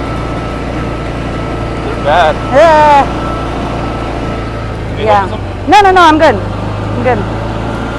I'm trying to figure out, I might not have my charger. So if I have to leave you a bid you a do, that might happen.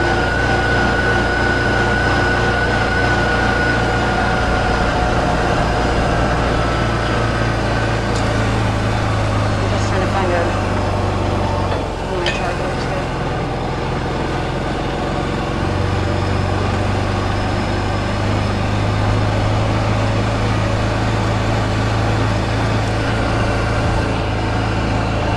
So is that the Border Patrol guy who's just taking them back? Or he's not Border Patrol, sorry, Sergeant Garza. Is he just taking them? He's one of my guys. Is he just taking them to Border Patrol then? Yeah, we're taking them to the border patrol spot. Okay. To Garza Park? Yes. And his name is Sergeant Garza? Ah, okay. Yeah. I was like, wait, am I getting this right? I could He just came into shift right now, so. Oh, okay. We got it. And how long are the shifts? 8 hours or longer? 8 hours. Okay.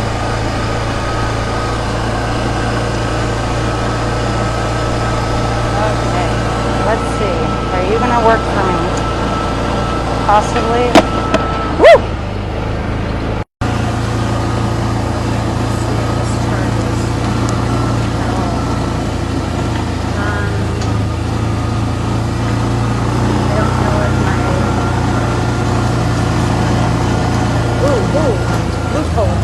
Figured it out. Sorry guys, I'm trying to Jimmy rig this here. There we go. Okay. Look at all my wires and stuff hanging out. Do you want me to hold that for you, boss? No, I'm holding it for you. No, I'm good. Oh, I'm good too. Okay. Oh, you are the best. Oh, you know, just being me over here, Joel. Don't you worry your pretty head.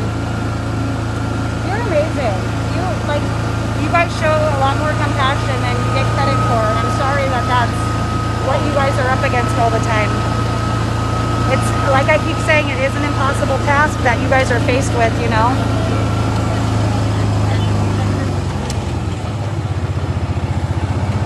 We have a lot of action on this side right now.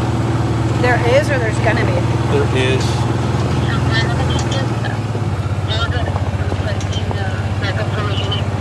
We have about 25 subjects on check and 25 people.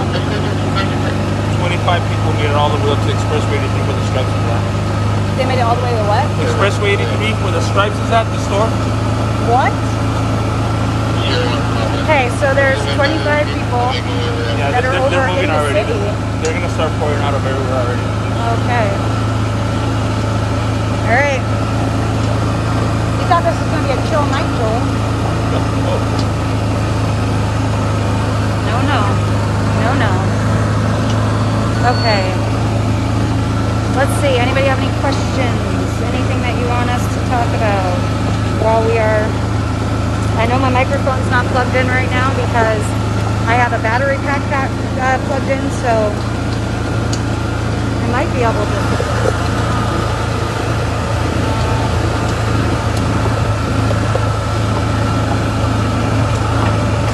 Yeah, you guys are just going to have to deal with the sound you get right now, but... okay, so anybody who's joining, we have some new people on here too. We are in La Jolla. I'm with Sergeant Joel Villarreal. He has taken his own time. He is off shift and has been since probably 5 o'clock tonight. And he's taking the time right now to drive us and a young 22-year-old woman from Guatemala. She tells us that she is 6 months pregnant. Taking off my mask because the wind is blowing that way. I am not concerned that I'm going to get sick or get her sick.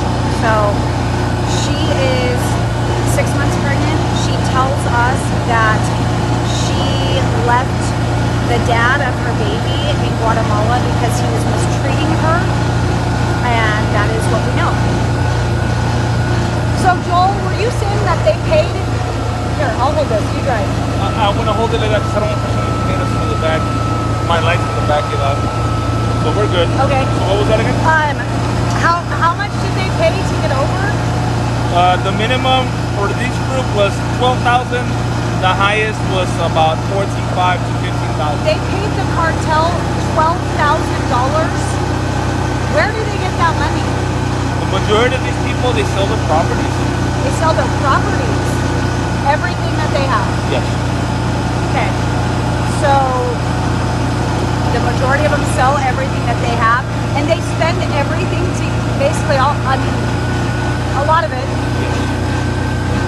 to come across. And that's why we were saying we've never heard the cartel let someone across. No, it's... She paid a price, and I don't know what that was, but you don't charge everybody 12 grand a head. How much did she pay? ¿Cuánto pagaste su hija para cruzar? Venía sola, pero ¿quién pagó por ti?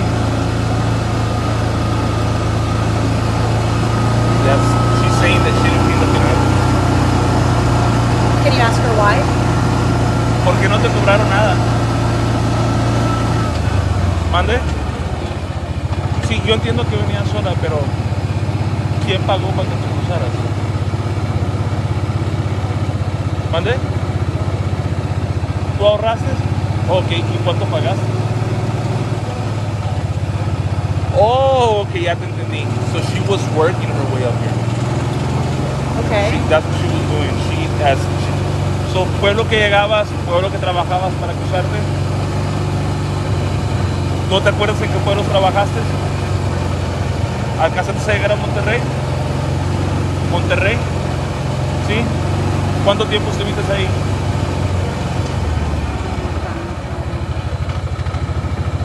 Como un mes, 2 meses. Okay, so she worked in Monterrey for about 2 weeks, and then she paid for the work to get moved over here. So how much does she have to pay? She doesn't want to give me prices. Remember, most of these people, they're intimidated to not. Is she okay? ¿Tienes bien? Is she safe? ¿Te sientes mal? She's saying that she wants to conserve her energy because she feels sick. What? She wants to conserve her energy because she feels sick. But she doesn't really want to talk to be honest with you. She doesn't want to talk a lot because she doesn't feel I don't know well. if you can see her face, but she's scared. She's scared. We asked if she was safe. Woo! Look at that bug. That's a bug. That was a flying cockroach. That's what I said hit me in the mouth earlier. So I asked if she was safe, if she was okay, and basically she said she doesn't want to talk anymore because she wants to conserve her energy because she doesn't feel well. And you can tell in her eyes she's scared. So the cartel a lot of times you will pay a price, and even whether that's money or that's your body or that's they hold your family hostage in the country you're coming from, there's a price that you're going to pay. Usually we have not heard anybody not have to pay something. And so a lot of times also, from what I've heard from law enforcement, is these women and men won't disclose many details because they are holding something over them. Hey, Mikey. Like her family's in Guatemala. Hello? So no, but I got cartel units is going over there threatening right now. I'm actually transporting a pregnant female.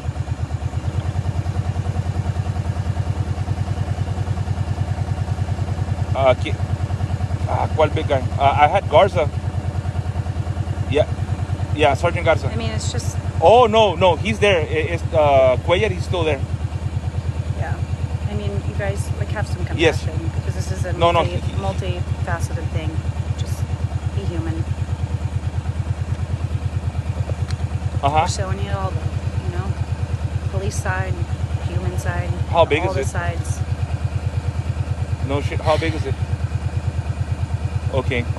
Okay. So Cuellar is still there. He's not gonna move because he saw a vehicle trying to load up right now. So I think that's the Okay, one you're that you saying probably called him. 120,000 coming, Becky. I don't know about that. The only number I've heard is like 50,000. No? Okay, So I'm not sure about let me where get you in are contact getting with Joya to see 120,000. If you I want know to he's hiding disclose right now. that would be awesome. I don't know how to say I'm praying that someone's praying for her. If someone wants to type it in there, I can say it.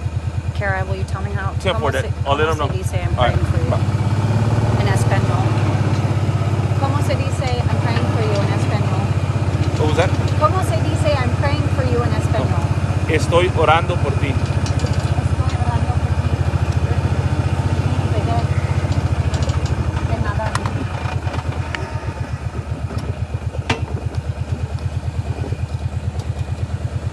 Hey, yo.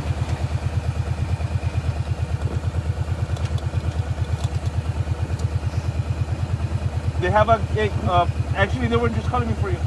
The group's still pinned down over there between Delia and behind the car lot. You want me to stay with? Yes, Mikey's calling you. Is that the Tahoe Sierra Is that what they were talking about right now on the radio? Yeah, there's a Tahoe up and down. Let me. I don't know if it's that. Well, whoever he You guys is, are promised still I'll work coming on my this way. Spanish before I come back. I was like that over there by Celia. You want me to go back over there? Yeah, go back over there because Mikey said that they're trying to push you towards you. Okay.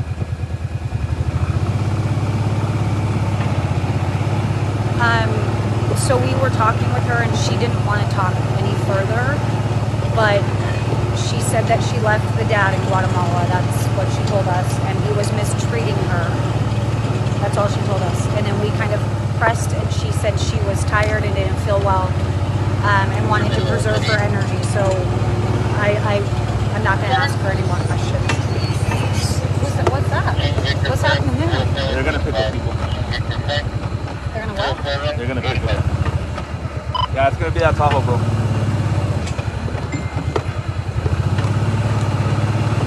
Micah's gonna go get them. Who are they? They're smugglers. They're smugglers. Do they have people with them? No, not that's what he's gonna go straight for. He's a no smuggler. This is what we have to work with like every night.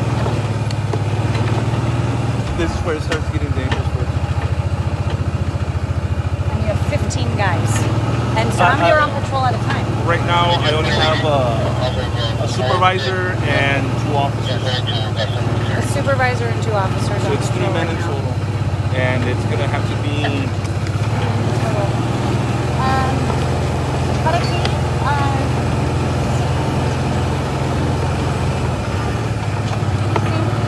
it's starting to rain, so I'm just letting her put my jacket over her. I'm fine. I don't know how she's doing, but I'm fine.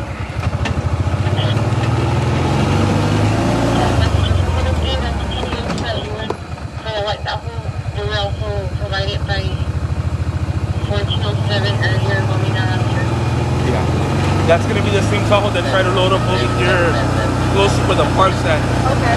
So the guys have been tracking that Tahoe for a good while now. Okay. So that unit's gonna probably get them. Okay.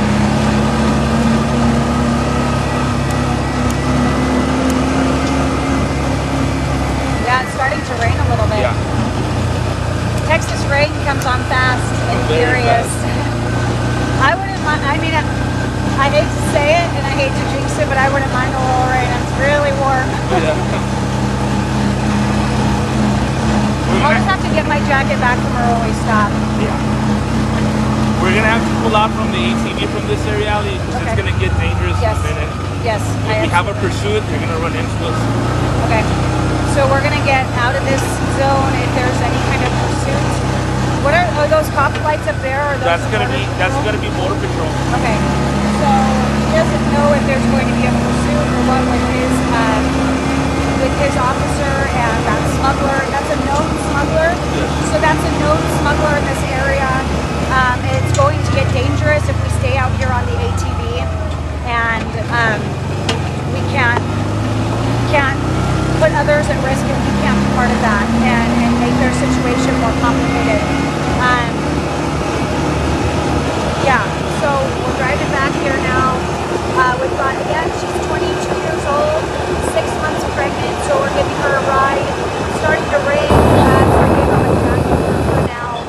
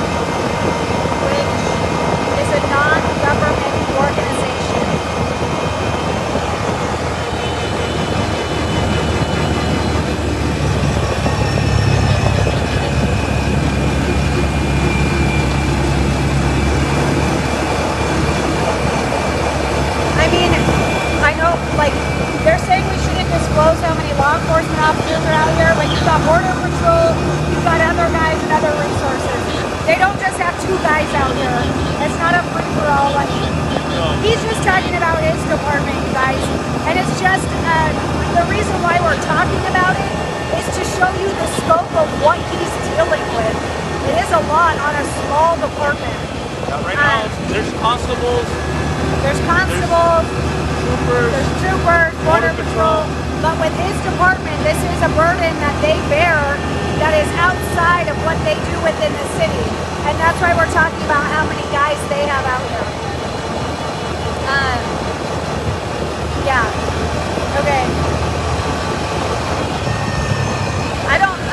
Yeah, so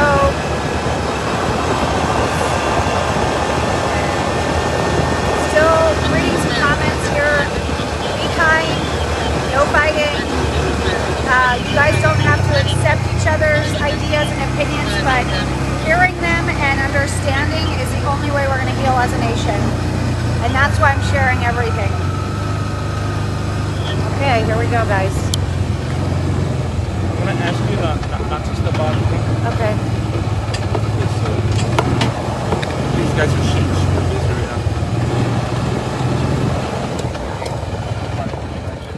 I'll be right back. Let me help this young lady. Got my jacket from her. Yeah. Thank you. Would you mind giving me some gloves? Some gloves? Where are they? They're in my back.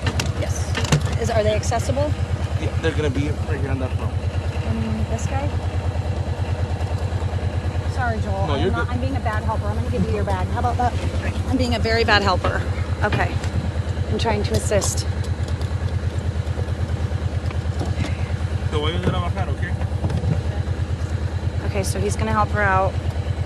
He's put on gloves and stuff because, you know, safety first. So see, we got some people out here. It's not just Joel and one other guy. They're working, you know, tirelessly out here too. So this is Garza Park. Border Patrol out here is processing people.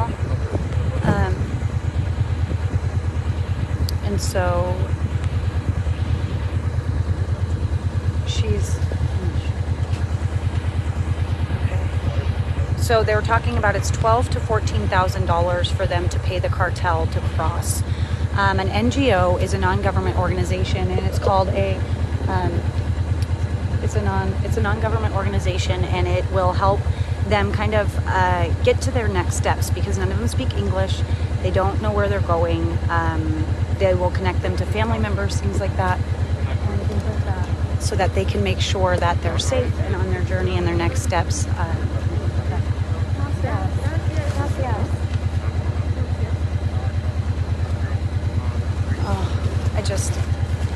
She's scared. I just want to hug her.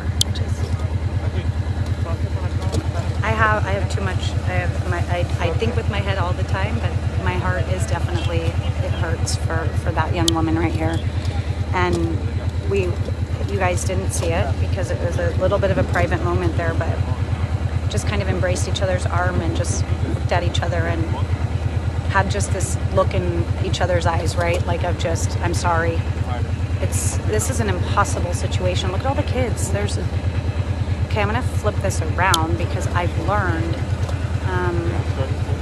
when I do this, I think I can, no, that's not gonna work. I think I can zoom in, but okay, so yeah, an NGO is gonna be, Catholic Charities is an NGO. So basically they're gonna help, they're gonna give them food, they're gonna give them water, they might help provide them some shelter depending on what it is, but basically their next step after Border Patrol, they drop them off with an NGO, and then the NGO will give them those folders that you see, those manila envelopes that you see that have where they're going. Bye, thank you. Be safe tonight. And so the NGO will, you guys have seen those pieces of paper that say, help me, I don't speak English, where do I go? So the NGO is going to help them do that. Now, when I was flying in from Del Rio and we were in Dallas, everybody got off the plane and they literally had no idea where they were going. No idea. And so I was helping them find... So that Tahoe, he had that precipitous victim, right?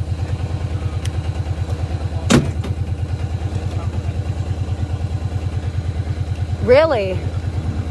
Oh, wow. He's saying that he dealt with that Tahoe before. They have a history of loading up illegal immigrants. He's waiting to load up. Wow.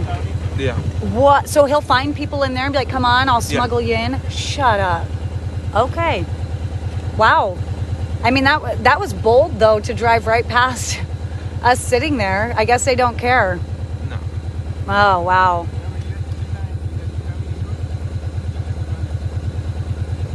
And so they're looking for the runners because they'll help them. Yeah. And they get paid? Wow. So how do they have money to pay off the cartel and then pay off a smuggler, too? That's a lot of quiche. Well, they link up with their family, and that's who sends the money down for them. Okay. Or like a sponsor or anybody, right? Anybody who will. Yeah. We want to believe their families. Right? Right? Oh, boy. All right, man. You gonna go hit it over there?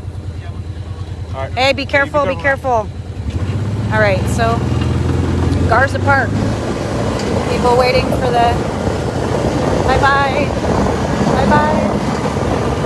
They're all waving. Adios.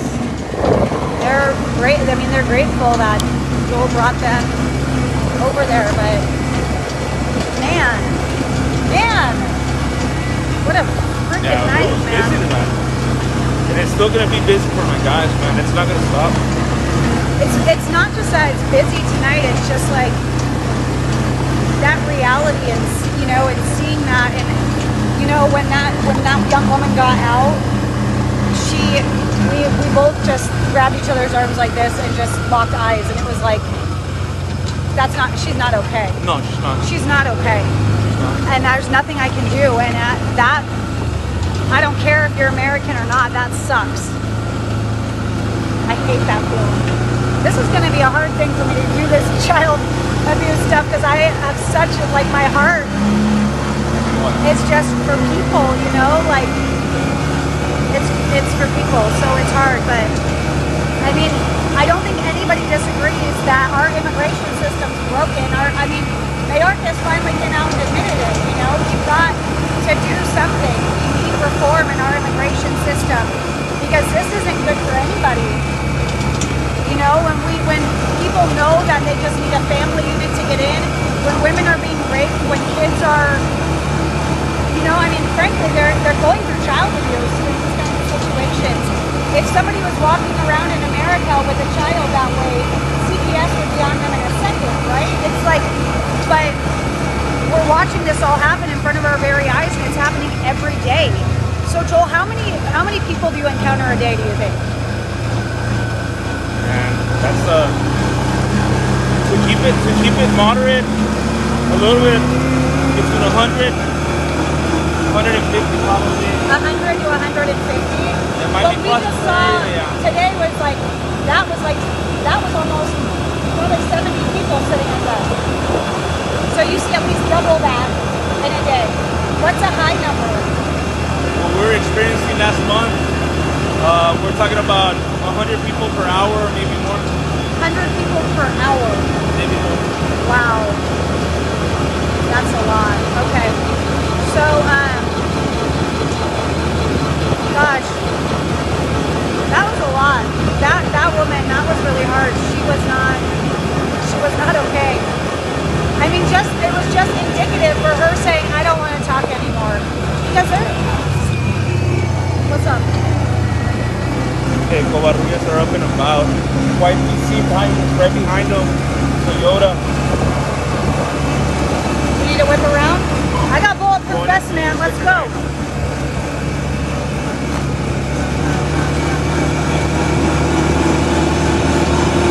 It'll be Alejandro, the black barrel, and the white PC full right behind it. So the smuggler, they went after the smuggler. One of Joel's guys was in a pursuit with that smuggler. And then one of the other guys came out and said, yeah, I have encountered that guy before. So they absolutely were going after that smuggler. That guy's another known smuggler. The Camaro that we're bumping into. So what does it mean? Why isn't he in jail? Oh, they've been in jail. So he gets in jail and gets out. I've already said this. Human smuggling does not carry a very hefty fee or time, and they know that. And they get paid really well. So human smuggling is a product of what we're watching in this border situation. It's always been a problem, but it's ramped up because they make a lot of money smuggling humans, and the time they serve is less than if they're smuggling drugs. That's wild. So that guy's already been in jail. He's out again. He's ready to go smuggle some more people. And what they were saying is you've got the runners, and then you've got the self-surrenderers, the family units, like what we've been encountering. The runners aren't going to be on those paths. The runners are going to be in the woods. They're going to be running when they see the ATVs and hear the ATVs. You saw those families willingly come with us. They could have fled easily. One guy can't get 12 people. They want to make it to safety, but there are runners, and those are the ones that the smugglers will come into contact with, pick up, bring them to wherever, and that's when you end up in pursuits. That's when the city is also at risk. That's when you get to these checkpoints and these smugglers dump the people out because they don't. So is he going after that Toyota? Yeah. So there was a white car. What was that? That was a white four-door Toyota. What was the concern? If that car's behind that black Camaro, it's because that black Camaro is scouting for him to make sure they